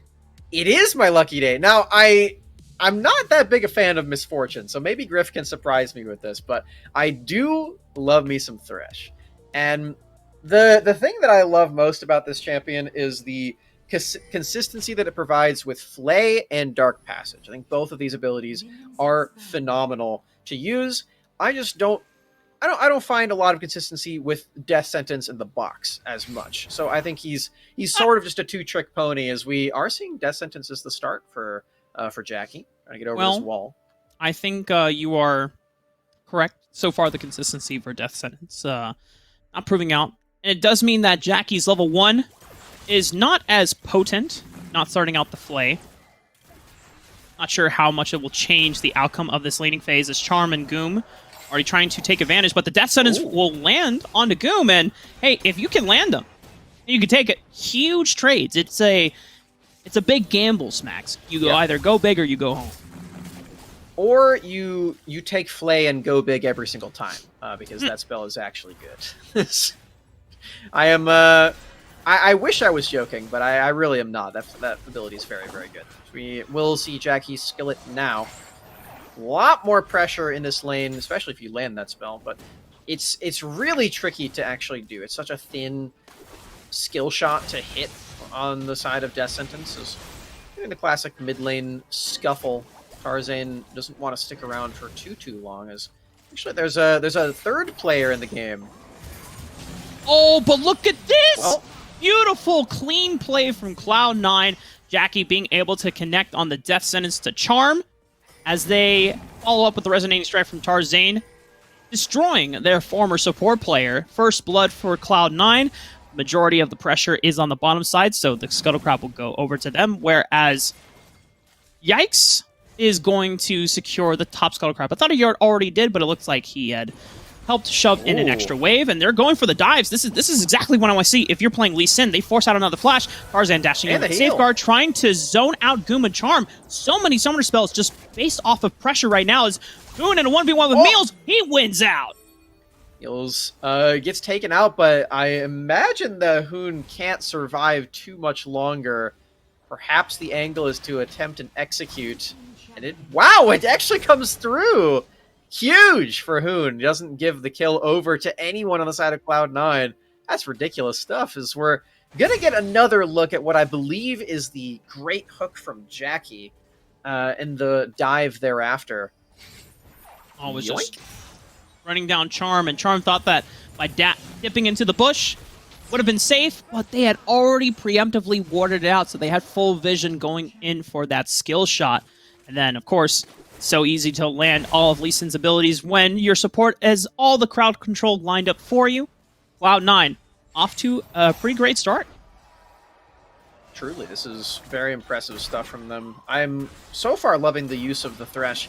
I'm less convinced about Misfortune. I think the champion isn't quite as strong as you'd expect in the laning phase. The double up is much more difficult to actually land, and you're not very mobile. So we're seeing Tarzan using his mobility to dive directly into the back line and gets taken out right away. Now the rest of Cloud9 are trying to make the team fight work, but the Ash Arrow comes across the Rift. Griff now having to flash away. Can't get enough damage down with the bullet time, and wow, that's a triple kill for Yikes. All of our praise for Cloud9 immediately answered by Immortals with a beautiful skirmish in that bottom jungle. Notice how that Cloud9, I know you've already kind of said your points about Misfortune and not being a quote-unquote fan, but the idea of this composition is supposed to be that Misfortune is able to not only bully her way through laning phase, but also just always get lane priority, which is they use this to get access into the jungle. Now, the misplay comes in just not respecting Yikes' presence being there, and as he's able to split up the rest of the follow-up of Cloud9 not being able to help out Tarzan with the assassination of Hoon. And of course, you have to remember this Ashe, even if she's not there, she can still assist with that enchanted arrow from downtown. Tarzan just dove too far without the squad. Unfortunately for him, the rest of his team is not as mobile as he is, so dives well beyond their reach, and then leads to Cloud9 just trickling into the members of Immortals. So that is a Rift Herald popped in the Baron lane. A late trade of Drake means that Cloud9 can't actually pressure a turret at the same time, and thus Immortals get first turret, and they don't even lose really anything on their own structures. They can keep pushing and advance into the enemy jungle. Yeah, I mean, Yikes is huge now. Not only picking up that triple, is roughly 1,000 gold ahead of Tarzan in terms of just items right now. Trinity Force being picked up, that's not an easy item to complete, but the fact that he had it online as early as 3.5 minutes, absolutely huge. And now, Immortals game plan, whatever it was before, it's now just, all right, Charm, you were pushing with Goom, no more. you're now grouping with me. I'm the carry now. You gotta just be playing around me because you put a Lulu with a Xin Zhao, and look at this. He's dipping into, instead of more combat stats, he's dipping into durability, opting in for the Sunfire Cape because he understands he has the largest bounty, he has all the gold, he needs to stay alive and not give up that shutdown. Now, Sunfire Cape, in my opinion, is still a damage item because you're not getting any resistances from it, and you're HP. Yes, you are getting HP. Yeah, that is the big stat, but you're using the passive a lot more, I would say. And when you build this item, you're trying to get auto attacks off a lot and just stay in the front line. So I think it's more of a Sterix item than like a Dead Man's Blade or something that is providing you with a lot of resistances. So I think a lot of players are like pushed back by the idea, oh, this is Sunfire Cape, that's a tank item. I know this from League of Legends and Teamfight Tactics, that you put this on your front line, but it's more of a bruiser item in this game. And I think the best use that we saw of that one is actually Sentinels, where they did this on Jarvan top yesterday. Charm eating that death sentence, forced to flash away. The rest of Immortals are trying to prep what looks like a dive, and the rest of Cloud9 are able to read that through. Things come in to tell them, hey, be careful. Back off. Give pressure for now. This is going to allow Charm and Goom to get a reset off as Yikes does burn the Crescent Guard. Gotta push the wave somehow, man. Get it in fast. He quite literally pushes the wave back. See? I hate that. Well, he might not have meant to do it, but at the same time, I don't know what spell is near the ultimate for him. Sometimes that happens. Sometimes you just want to go for the audacious charge, and the ultimate ability is right next to it, and then you just fat finger it, and you're like, oh crap. Well, all right, you know. Anyway, it's fine.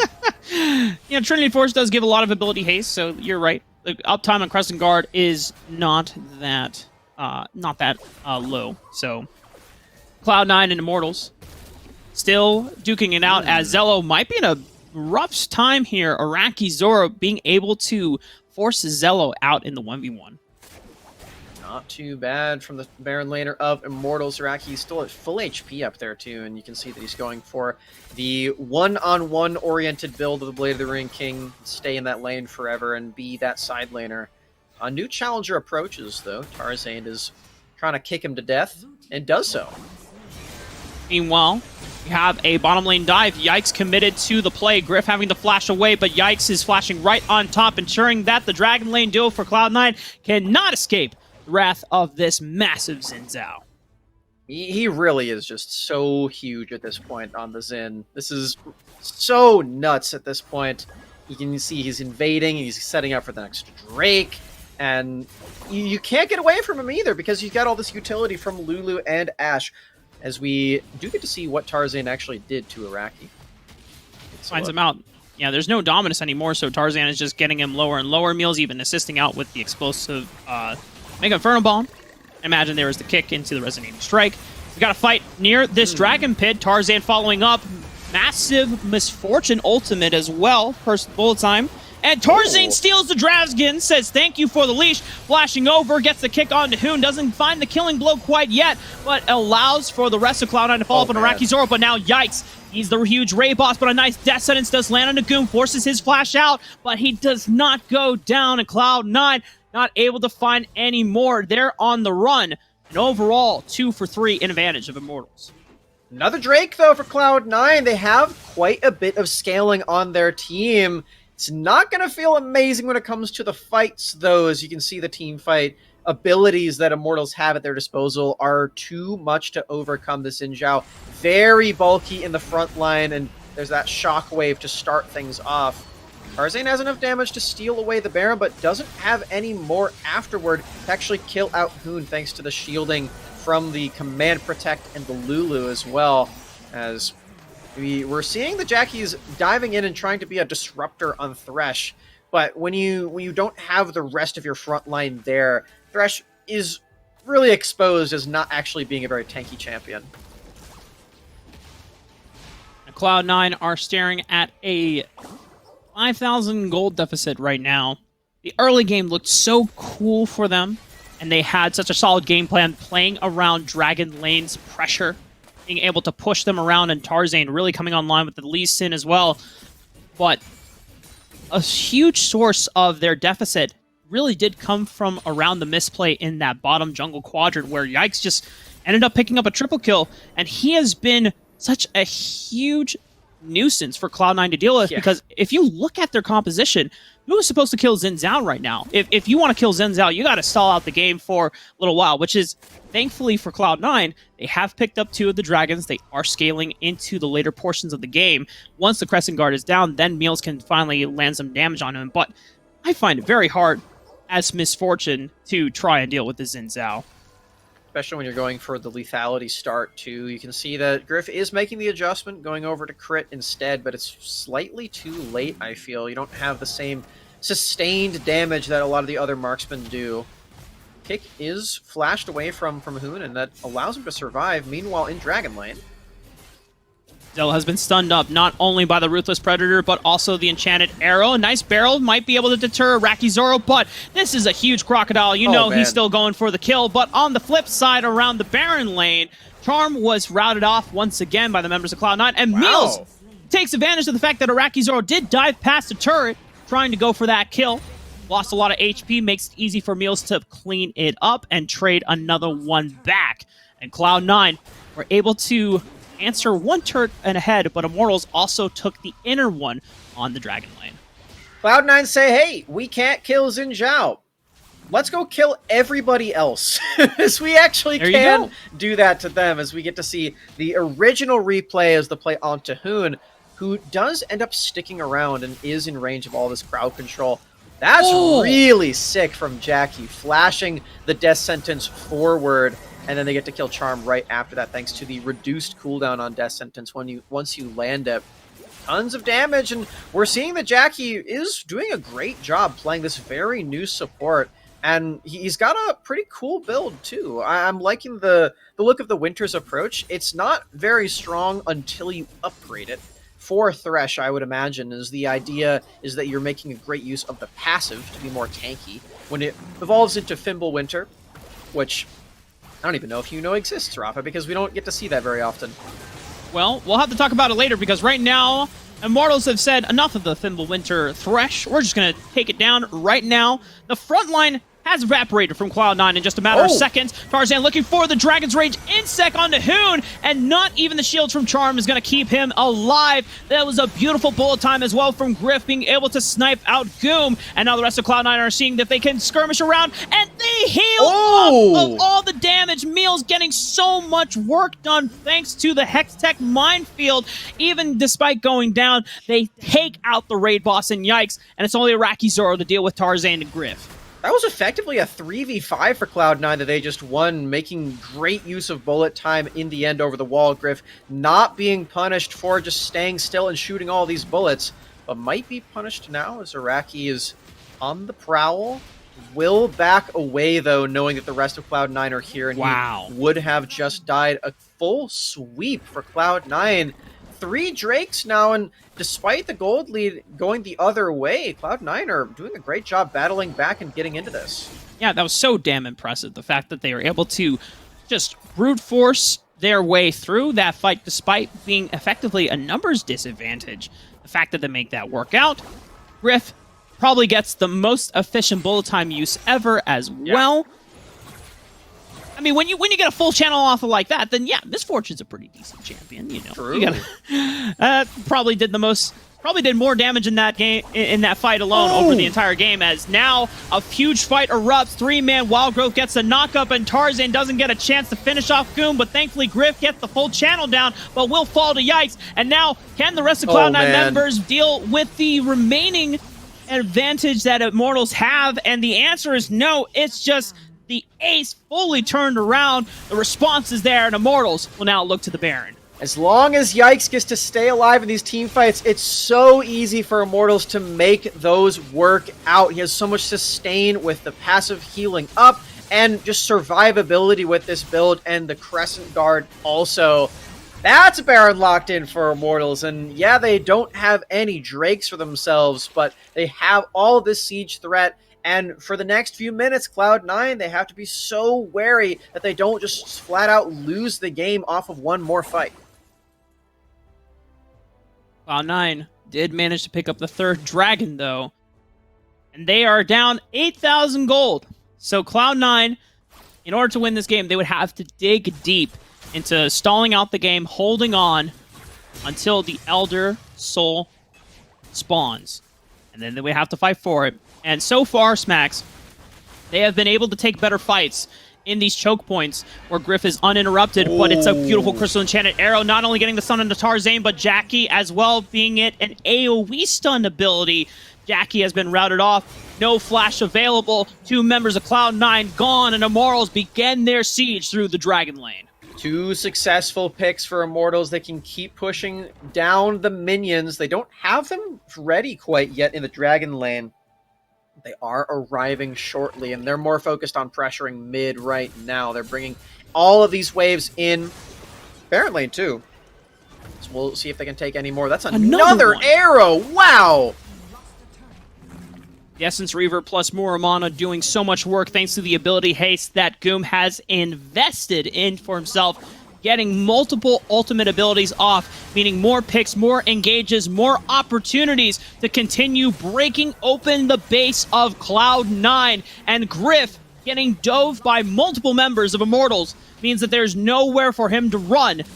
2 turrets being unlocked here, a third one going down eventually as Cloud9 trying to hold on to the remnants of their base, but that turret will fall. Tarzane trying to look for the engage, has to pop the stasis, flashing away, but a full 5-man push is in the cards for Immortals. They don't drop a single member outside of Charm. Meals trying to be the last standing hero, but game 1 will go over to Immortals.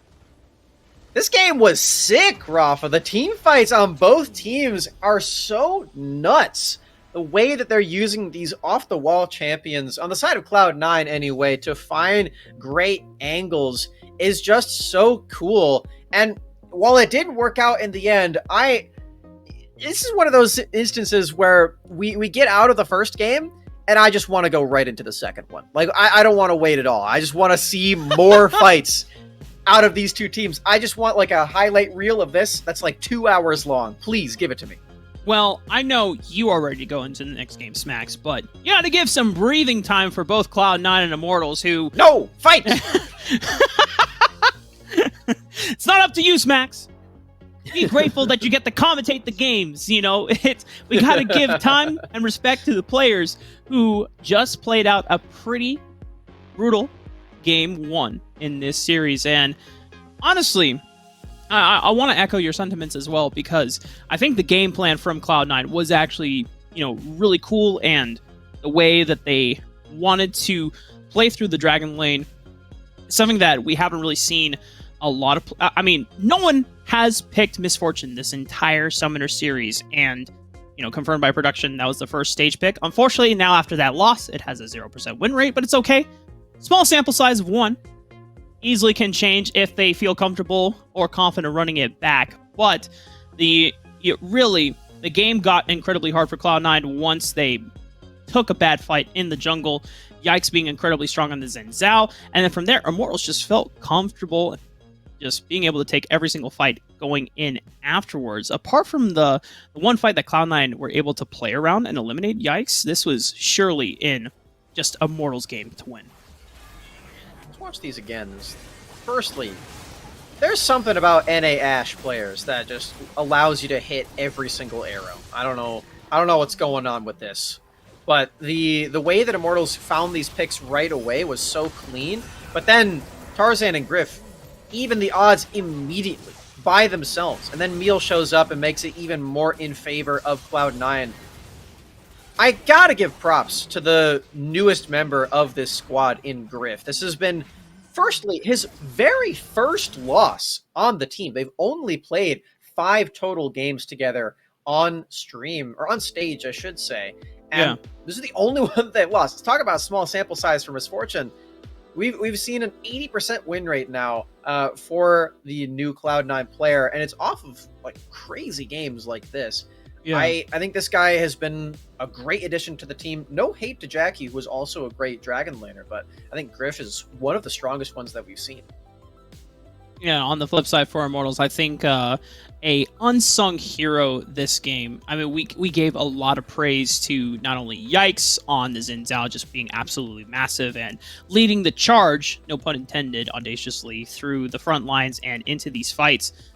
Also, of course, we gave our props to Ashe for a Goom. But honestly, Iraqi Zora was... We talked and highlighted this Baron lane matchup. Iraqi Zora was building up a huge lead over time. We already saw that he didn't get the solo kill on Azello, but he was building up this lead, slowly out-pressuring in the side lane because he built for the 1v1, where Azello was building for the team fight, and because Cloud9 could not get to those team fights always until later parts of the game, Zello didn't really get a chance to be fully utilized as a front line in these games because the fights were always so damn chaotic. It's one of those moments where you have to set up the battle lines before the fight actually begins so you have a proper setup. And in that instance that we just watched, Yikes was there for the proper setup, and he was completely unkillable. He had the Abyssal Mask by that point as well, so a lot of magic resistance to help him avoid the damage there. And it's a nice pair up with Sunfire Cape, by the way, because it amplifies the magic damage that your cape does. So, cool interaction there. Actually, speaking of cool interactions, I want to mention the Fimbulwinter real quick, because we mentioned it briefly in the game. So, Fimbulwinter, it's the tier, like, HP stacking item, right? And you get to stack that one up throughout the game, and eventually it upgrades into Fimbulwinter from Winter's Approach. And the only champion that we've seen this item on has been really Nasus in a big way. He first buys that item. Sometimes Gragas picks it, but it's mostly just been Nasus. The reason that I like this item on Thresh, conceptually, is because it allows you to be more tanky, because when you crowd control somebody, you immobilize them, so not just like a Nasus Wither. You get a shield, depending on how many people are around you. So it actually allows you to be a threatening diver or frontline as Thresh. If you flash flay an entire team and you get the box set up, you actually won't die instantly. So I think conceptually this is really cool for Jackie, and I think it's a neat use of that passive. I will also say, despite losing the game, I think Jackie, out of the few Threshes that we have seen in the Summoner series so far, they're the only ones that have connected a majority of their death sentences, or made death sentences not look like a difficult ability to land in Wild Rift. Because as you have vented to me multiple times while playing this champion and watching other players attempt to play Thresh, it's just like, don't go for the death sentence, guys. Just walk up and flay. It's much easier to execute. But the way that Jackie would flash death sentence and just land the ability, it's like, okay, well, get good. Yeah. just be a better player, It is that simple. But heading into game 2, Smax, Immortals, the way that they were able to take that game, on the one hand, that you can say that they played the team fights the majority of the time better, and they had strong lanes going into the mid game. Hoon being able to get that solo kill onto Meals, Iraqi Zoro slowly choking out Zello from the Baron lane. You can't deny that Yikes got a free triple kill off of a misplay invade from Cloud9, and it's like, okay, well, your Xin Zhao is certainly forced 3.5 minutes into the game. That's kind of neat. Now you just play around the Xin Zhao, but how can Immortals actually guarantee that kind of game plan? Because you have to respect that Cloud9 were coming in with some early aggression towards that Dragon Lane duo. With the consistency of Ashe, I think this first pick is the way that they do it again. If they are back on blue side, which I guess we should take a look and see if that's actually true. But if the teams are on blue, I think Sentinels have the right idea. This champion is kind of bonkers. With the way that you can weave the Ashe arrow to hit your target nearly every single time across the map, and the stun lasts so long too, you get some wicked pick potential, and you get to stay in the dragon lane or whatever lane you're stationed in and just keep that push pressure going. It's like a teleport without actually teleporting, so you get to pressure both at the same time. It's really nuts. I think this pick will remain as strong as it is. And if your team can play it, then it's probably going to need to be banned away from you. Yeah. Because it looks that good. So if Immortals get this pick again, then I feel like they are already going to be consistent enough to make this work. But even if they can't, then I think the way that they avoid the Cloud9 like early game strategy is to maybe take away this Lee Sin. This also feels like a premier champion in the current draft meta. I think it has taken most of these NA teams some time to get more consistent on the Lee Sin and start prioritizing more, because as we've seen such a evolution of jungle meta within the Summoner series, it first started out in the likes of just Wukong and Jarvan, even the Xin Zhao and the Olaf coming out as well as a counter to some junglers in the... when you're just Olaf, you can just kind of ignore all the CC and stat check a majority of the physical fighters here. But Lee Sin was always at the top, but the time to capitalize on the Lee Sin is much earlier than any of the other junglers, which is why a lot of teams prioritize the other ones, because it's a lot more difficult to execute on the small window you have as Lee Sin, because you got to get up in the face of the opposition right from the get-go. You can't, I mean, you can go for plays at level 5 when you have Dragon's Range, but really, you want to take advantage of your level 2, level 3 power spike, because you have so much mobility between Safeguard and Sonic Wave into Resonating Strike that no other junglers can match. And that type of just versatility and mobility is so oppressive when played and executed correctly. I mean, not to mention his damage is top-notch at that stage of the game, too. If Yeah. you land Sonic Wave, then you already half-health someone. Congratulations. You've done it. And with the freeform dash of the Safeguard, too, you get to dash in and get some auto attacks before even landing Resonating Strike on the execute. So, this champion's so consistent. I think this is the making of, like, a permaban champ, it feels like, until maybe it gets nerfed or something down the line, but hasn't been nerfed quite yet. So yeah, I know that makes you sad that we're talking about nerfing your favorite champ. I know, man. I mean, like, but it is what it is. I mean, I said it right away when I first started playing Wild Rift in March when it came out in the Americas, and I said, dude, Lee Sin is by far the most broken jungler ever.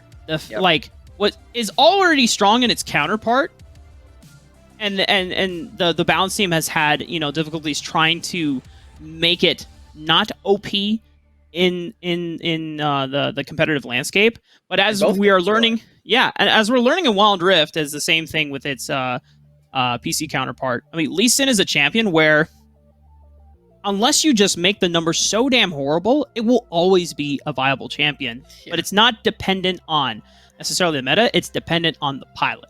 And as long as the pilot is playing it to the very best of its ability, then it will always look good. Which is why, you know, for so long in North America, not many junglers were using it quite yet. But you look over in the C region, the eastern regions, the Vietnamese junglers in Len, absolutely disgusting on the Lee Sin, and it's because they're incredibly active on constantly invading, constantly diving. And it's not banned, so we might get to see it in this game again. Exciting stuff, because that's another part of it. We're talking about how broken this champion is.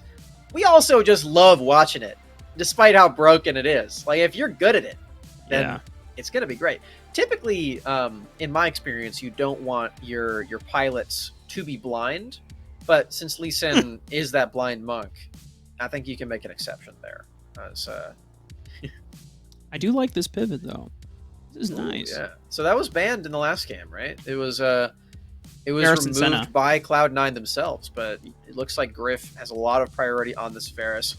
Will take it over Lee Sin and give that pick over to Yikes. I mean, Yikes has other champions that they might want to go for, and when you think about the way that Immortals has played their game, they haven't necessarily gone for explosive early game pre-Scuttlecrab spawn plays. And just as I say that, Yikes is like, all right, shut up, Raafaa. Let me show you my Lee Sin.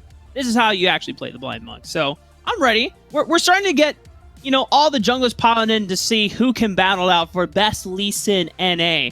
And of course, you still have T-Tigers and Tybe waiting in the regional championship waiting room in October. So we'll have to. I want to start running a little side tournament at some point to see Best who Lee has. Sin. Yeah. And then you're the final boss. Ooh, okay. So this is I think this is the first for Cloud9. Maybe they played it yesterday. I'm actually drawing a blank. But they are pulling out this. We'll get brand. confirmation on that. Cool champ. This is another one of those stat stick champions where he doesn't have a lot of flashy things going on, but if you get in range and you don't kill him, then he will burn you to a crisp. He will put you in the fire pit and just cook you for breakfast and put you on some graham crackers and mush you together with a marshmallow. Cook you on breakfast with graham crack? What kind of breakfast? Oh, did I say you breakfast? Yeah, I meant. Okay, well, I don't know. Are you still thinking about breakfast? S'mores Max? for breakfast. S'mores for breakfast. Damn. I mean, it's an adventurous one. You know what? I'm gonna stand by it. Yeah, I eat s'mores for breakfast. You know what? I want to live your life, Smax. Immortals have gone for now. This was an interesting pivot. Normally, when you pick brand, you're wanting to wait and see when there's a bunch of beat balls that are going to be in your face because, as we talked about before during yesterday's major, brand loves being able to get in the faces of giant bruisers that can't really close the distance because they all clump together and then you get a bunch of max HP % damage shred. And they picked it early because I'm imagining that whenever you pick Senna, you want to pair it with a bunch of meatballs because that is where Senna thrives best. When Immortals see the brand and say, okay, you know what, we cannot get up close and personal. We need to make sure we're not picking up a bunch of bruisers. So even if they were thinking about a Senna Nasus combination, they pivot, they go for Xayah, who can dodge out on ultimate abilities thanks to the Featherstorm, and Araki Zoro locks in the Akali, who not only has the mobility to dodge out on these skills and these spells from Meals, but also being able to get away from the clump that would be devastating if the Pyroclasm comes into play. And the rest of Cloud9 go for some comfort picks, not only the Thresh once again for Jackie, but also the Graves and Tarzan. There might still be a clump of Twisted Fate, Senna, and Xayah, but it's not the beefcakes that you're typically picking brand against, as he's saying. So it's an interesting situation for Meals to be in, and he's going to have to be quite creative to make it work for him. And likely will require the use of either Flash or potentially a Rocket Belt enchant to get in range of those backliners. Because as we mentioned before, Brand, not a very mobile champion. So we can see him duking it out with Hoon. Tarzan has arrived alongside Yikes for the traditional exchange, but whoa, that's not traditional. Charm goes down. And it goes over for Jackie as well. Jackie role swapping to support and saying, my support is better than yours, Charm. And I was originally the Dragon Laner. Man. Some heat going down in that personal exchange there. In another exchange up the top side of the map. Gold card still connects. Meals having the flash over the wall from the danger of Sonic Wave. I don't think it was going to land anyway, but Meals rather be safe than sorry. Scuttle Crab does win out by Cloud9. Immortals not being able to close the distance, and Araki Zoro suffering a lot of damage, but X landing this Resonating Strike onto Jackie, gets flayed back, Death Sentence connects. The rest of Cloud9 are able to join in with a beautiful Dark Passage, allowing Tarzan to get into the thick of the fray, but the rest of Immortals reinforcements come in, and they're able to collapse. Charm falls to Tarzan, but he goes down as well in the exchange. Wow! Looking for the Pillar of Flame, but a beautiful flash from Goom escapes the damage, and Griff has to get the hell out of it. That was nasty from Goom as we're getting more fighting in the Baron lane. Araki's going to have to run, man. This is... Oh, okay. Okay. He's good. He's good. He's got Barrier. Whew. Zello has to flash in response, but just a trade of some of her spells. Oh, man. Wait. Hold on. Del still has Barrier. Oh, Raki. Oh, Don't no. be greedy, man. No, man. You knew it was going to come! That feels avoidable to me. That was I mean, the wave was not in a great spot, but Araki Zoro wanted to greed, was hoping that there's no way that Zell is going to be a bully and still be here, right? And unfortunately, Paul's wrong. But in this fight, this was absolutely crazy, Smax. Goom's feather placement is really cool here, and he makes sure of it as well with this flash after the fact. He's playing outside of the range of the Brand and the Varus the entire time, and gets to cut off everyone except for Griff, who gets to escape. You can see that all these kills now on Xayah means that the members of Immortals do have a very potent marksman for late game on their squad. And while the rest of their composition is built for mostly magic damage, I'd say, the Akali and Twisted Fate will provide a lot of that. You now have a conundrum for Cloud9 where you want to get both resistances and you want them very quickly, because that's a full Infinity Edge ready even before the neutral objectives are fought over. Immortals, once again, matching toe for toe for Cloud9's aggression. And before, Immortals were kind of playing around Cloud9, reacting to the aggressive moves that they were making. Cloud9 technically have a composition that wouldn't mind just taking the game slow and scaling up. The more items you get on Brand, the more effective this champion just becomes. In a similar way to something like a Ziggs or even a Corki, where every item power spike just increases the threshold of how much damage in a teamfight setting this champion can put out. And I think we saw a game yesterday where Alk Battery and John Allen were casting, where the Brand just almost 1v9 the game despite still losing. Just everyone clumped up. The Pyroclasm can just do so much damage. As Immortals were able to get the first punch on the first brick through the Dragon turret. Tarzan still has this Rift Herald picked up, is going to save it for another push, as Yikes has found Zello. That's a lot of damage onto the Gragas, but Stoneplay and Flash means that Zello gets to walk away, or waddle, as Gragas does. Meanwhile, mid, Goom is getting burned down in the mid lane, and Araki much the same. Shot through the heart from Griff's piercing arrow. Nice kill for Cloud9, even though they had to run away on the other fronts. Immortals still trying to keep in pace with Cloud9, as Cloud9 are really pushing the tempo despite being a composition that wants to come online much later, but the fact that they're trying to beat Immortals at the game where they'll be able to spike, and that's just so much damage from the collateral shot that Tarzan just blasted out.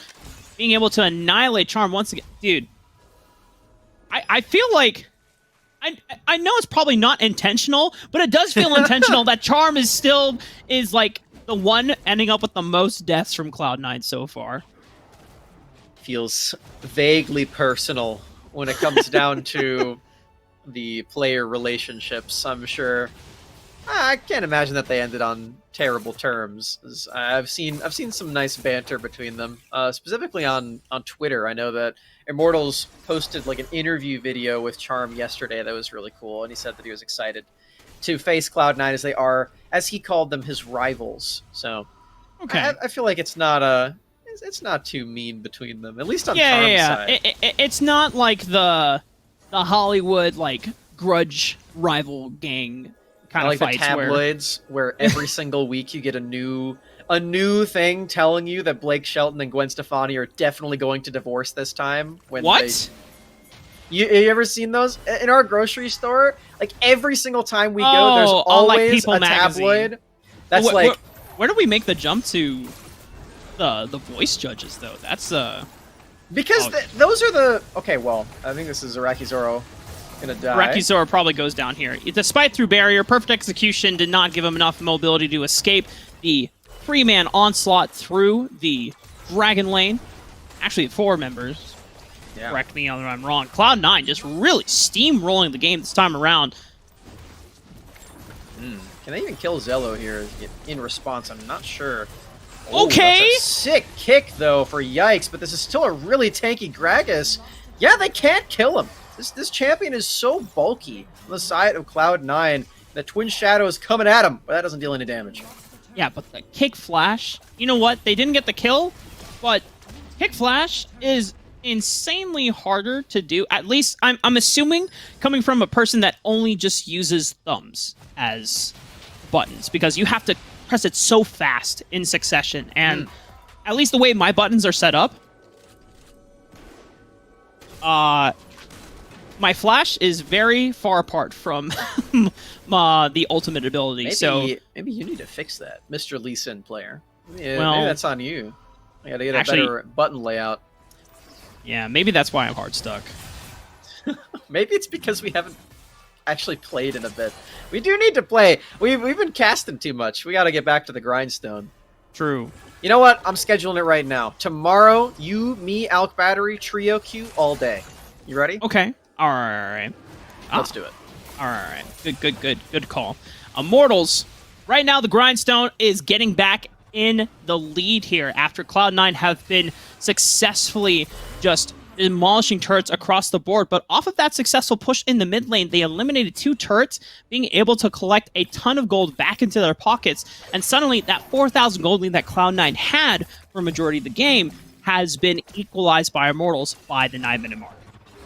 I have a feeling that Immortals are still in the lead right now. Because as you're saying, even though the fights have really been one-sided for Cloud9, they still are keeping it going as almost getting a pick off onto Griff. Now got to run away.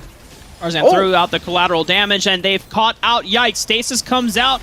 Explosive Cast will break up the fight from Zello, and Immortals have already lost out on their jungle. But Iraqi Zoro with the flank here has perfect execution available, but needs to chunk out members first. He's not really getting a bunch of damage down before facing the death on his own. Has to reach out, but the Pyroclasm is huge, spreading the passive damage from Brand, and it just explodes the members of Immortals. Cloud9 do drop a couple in response, and out of a crazy fight in the mid lane, neither team is strong enough to be able to look for an objective afterwards. Goob is crazy on the Xayah, though. Do you see the way that this man is playing the team fight? The only thing that ended up being a head scratcher there was actually flashing over the wall, but he still dodged a skill shot, so in the end you can't question it too much as we get to see the way that Brand's damage interacts in a long, extended team fight. I'm sure if you checked the isolated team fight damage, it's at least 5 digits in something like this, because the fight just lasts so long, the passive gets to burn through everyone, and then you get to see this Pyroclasm come through at the end onto all the backline members, spreading the passive. And you saw at the end that Goom did flash into the Raptor pit. I don't think that's exactly what he was intending to do, as he was almost going to clean up the entire team fight, but didn't end up managing it in the end. Still 4-0 on Xayah, but wasn't in the right position to clean up the fight. Rockies are almost waiting for this pick. Hex Tech Gunblade plus Oblivion Orb is the build so far. So not necessarily straight up burst, it's more for the prolonged sustained fights. They locked up Jackie. Shuriken backflip connects, finds 1 kill. In favor of Immortals. Iraqi Zoro popping the stasis as well. Hoon with the flank with the Destiny, forcing Griff to pop his own stasis as well. And now they have rooted up the members of Cloud9. Already 3 are gone. Griff trying to fight back with Zello through the front line, but they just pierce through the front line. Man. Immortals don't give a damn. Despite dropping 1, they take out all 5 for an ace. They're going to need to do some creative Baron juggling to take this, as Yikes is already at 100 HP. All right. Now it's Hoon's shift. Okay. Wait, oh no. Oh no. Wait, is this Tarzan? It is! You gotta run! Did he teleport there? How did he get here so fast? He Oh my teleported. god. Oh, okay. Yikes is gone. Wow. Oh my god! C9's doing it now! Oh, well, Tarzan has Navora Quick Blades and they have Bloodthirster, Brand. so he will be able to sustain through this Baron take. He's actually doing a decent amount of damage to it. Now that Meals is here, they can burn down this Baron, but Yikes is still here. He is Lee Sin. We have seen Lee Sin steal objectives before. 2k HP, they peel off to the Baron. Iraqi Zoro will be the target. Dawning Shadow comes through, still 2k HP on the Baron. Zello has to defend this. Yikes goes in with the Resident Strike. They kill Tarzan. Whoa! He steals the Baron! And Immortals were going to pop off as they've routed off the Cloud9 jungler and the Baron laner. Meals, Jackie, and Griff on the run, but the rest of the Immortals are following hot pursuit. We're not going to look at that one. We're just going to pretend that you did not just hit the honey fruit, but it's okay because Yikes has your back with the triple. Stasis pop from Meals. 1 more auto attack. Immortals will advance to the grand finals. They're doing it, Raafaa. Immortals take this series in a 2-1 2-0 sweep.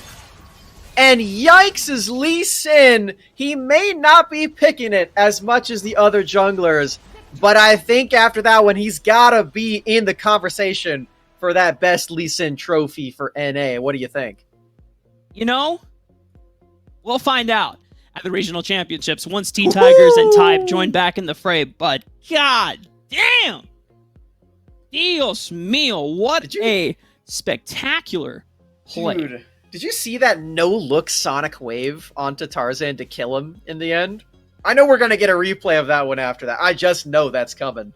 But we got to take a look at that one for yikes, because this guy is really, really crazy. I know Charmers feel the same way. You got to be. Yeah, I'm feeling honestly a bit astonished because I know that they were setting up for that Baron steal and they were just kind of hovering and hovering and hovering, and it was very telegraphed, and yet they still pulled it off.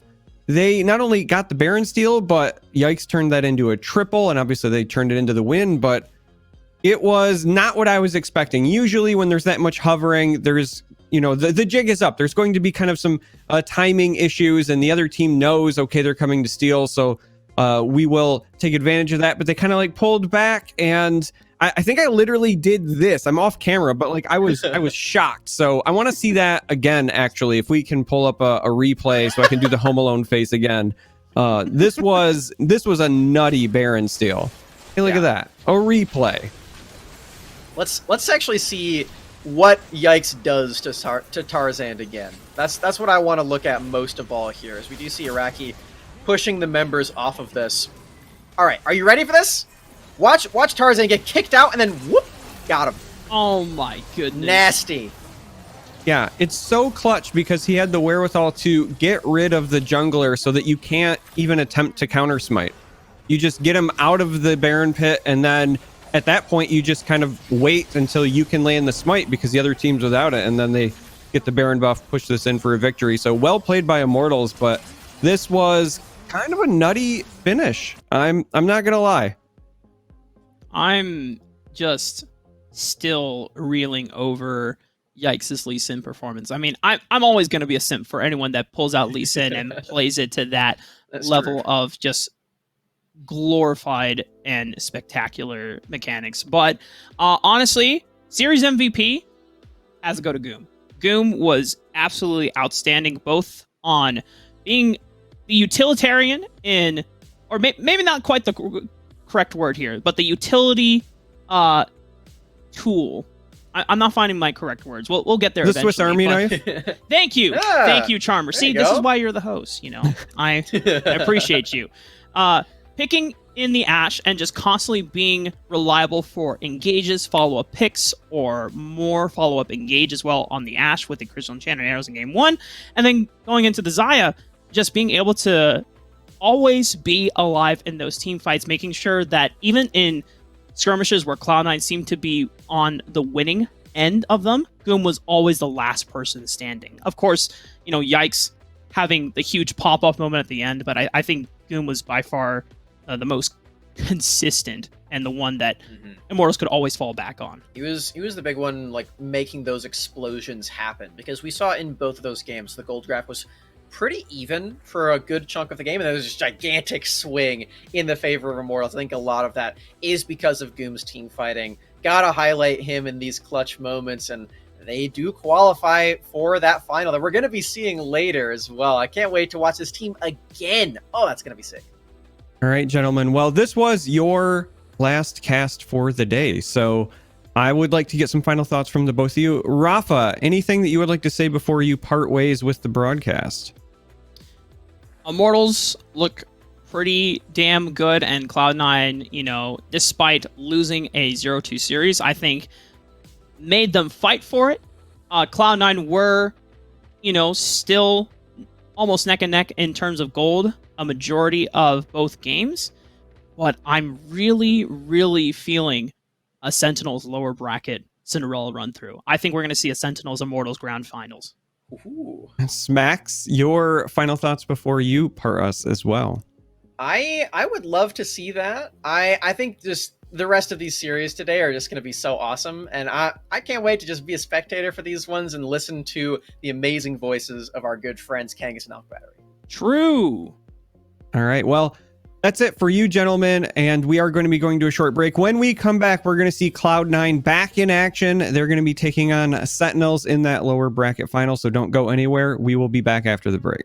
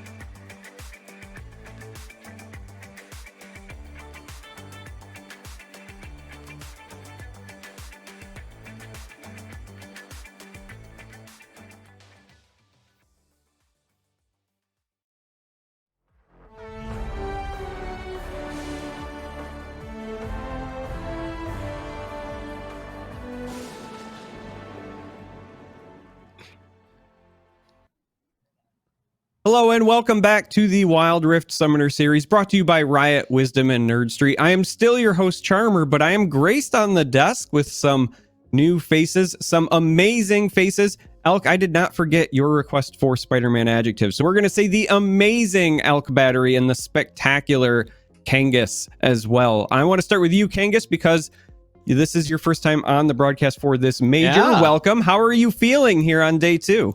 I'm excited, man. I've been filling in. I was on the first qualifier. I was on one of the qualifiers 2 weeks ago, but this is the first major broadcast that I'm going to be on, so I'm super excited to be on the show. I've been watching all the games leading up to this. We might have Sentinels make their first finals. Well, I guess technically for majors, this would be any of these teams' first finals, but they might just make the run, and that's just super excited to think about. All right, Alec, I want to hear about your levels of excitement as well. I know that you've been here, but we've had some great games already today, so how are you feeling?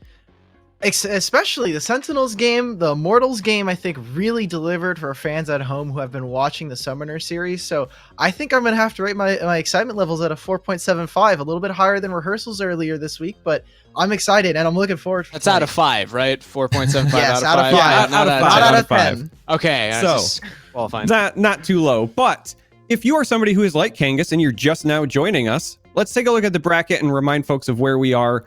Immortals are waiting in the grand finals, as you can see here on the screen, and they will be played by the winner of this next series. So in the lower bracket, we have Cloud9 taking on Sentinels. This one will be a best of 3. Again, the winner moves on to the grand finals, which is a best of 5. And these are two teams that I think are going to be very close in terms of skill level. Sentinels looking much improved, Cloud9 with a lot of raw talent as well. And we can see the rosters being displayed here. I want to start with you, Alec. What should we be looking at specifically with these two teams?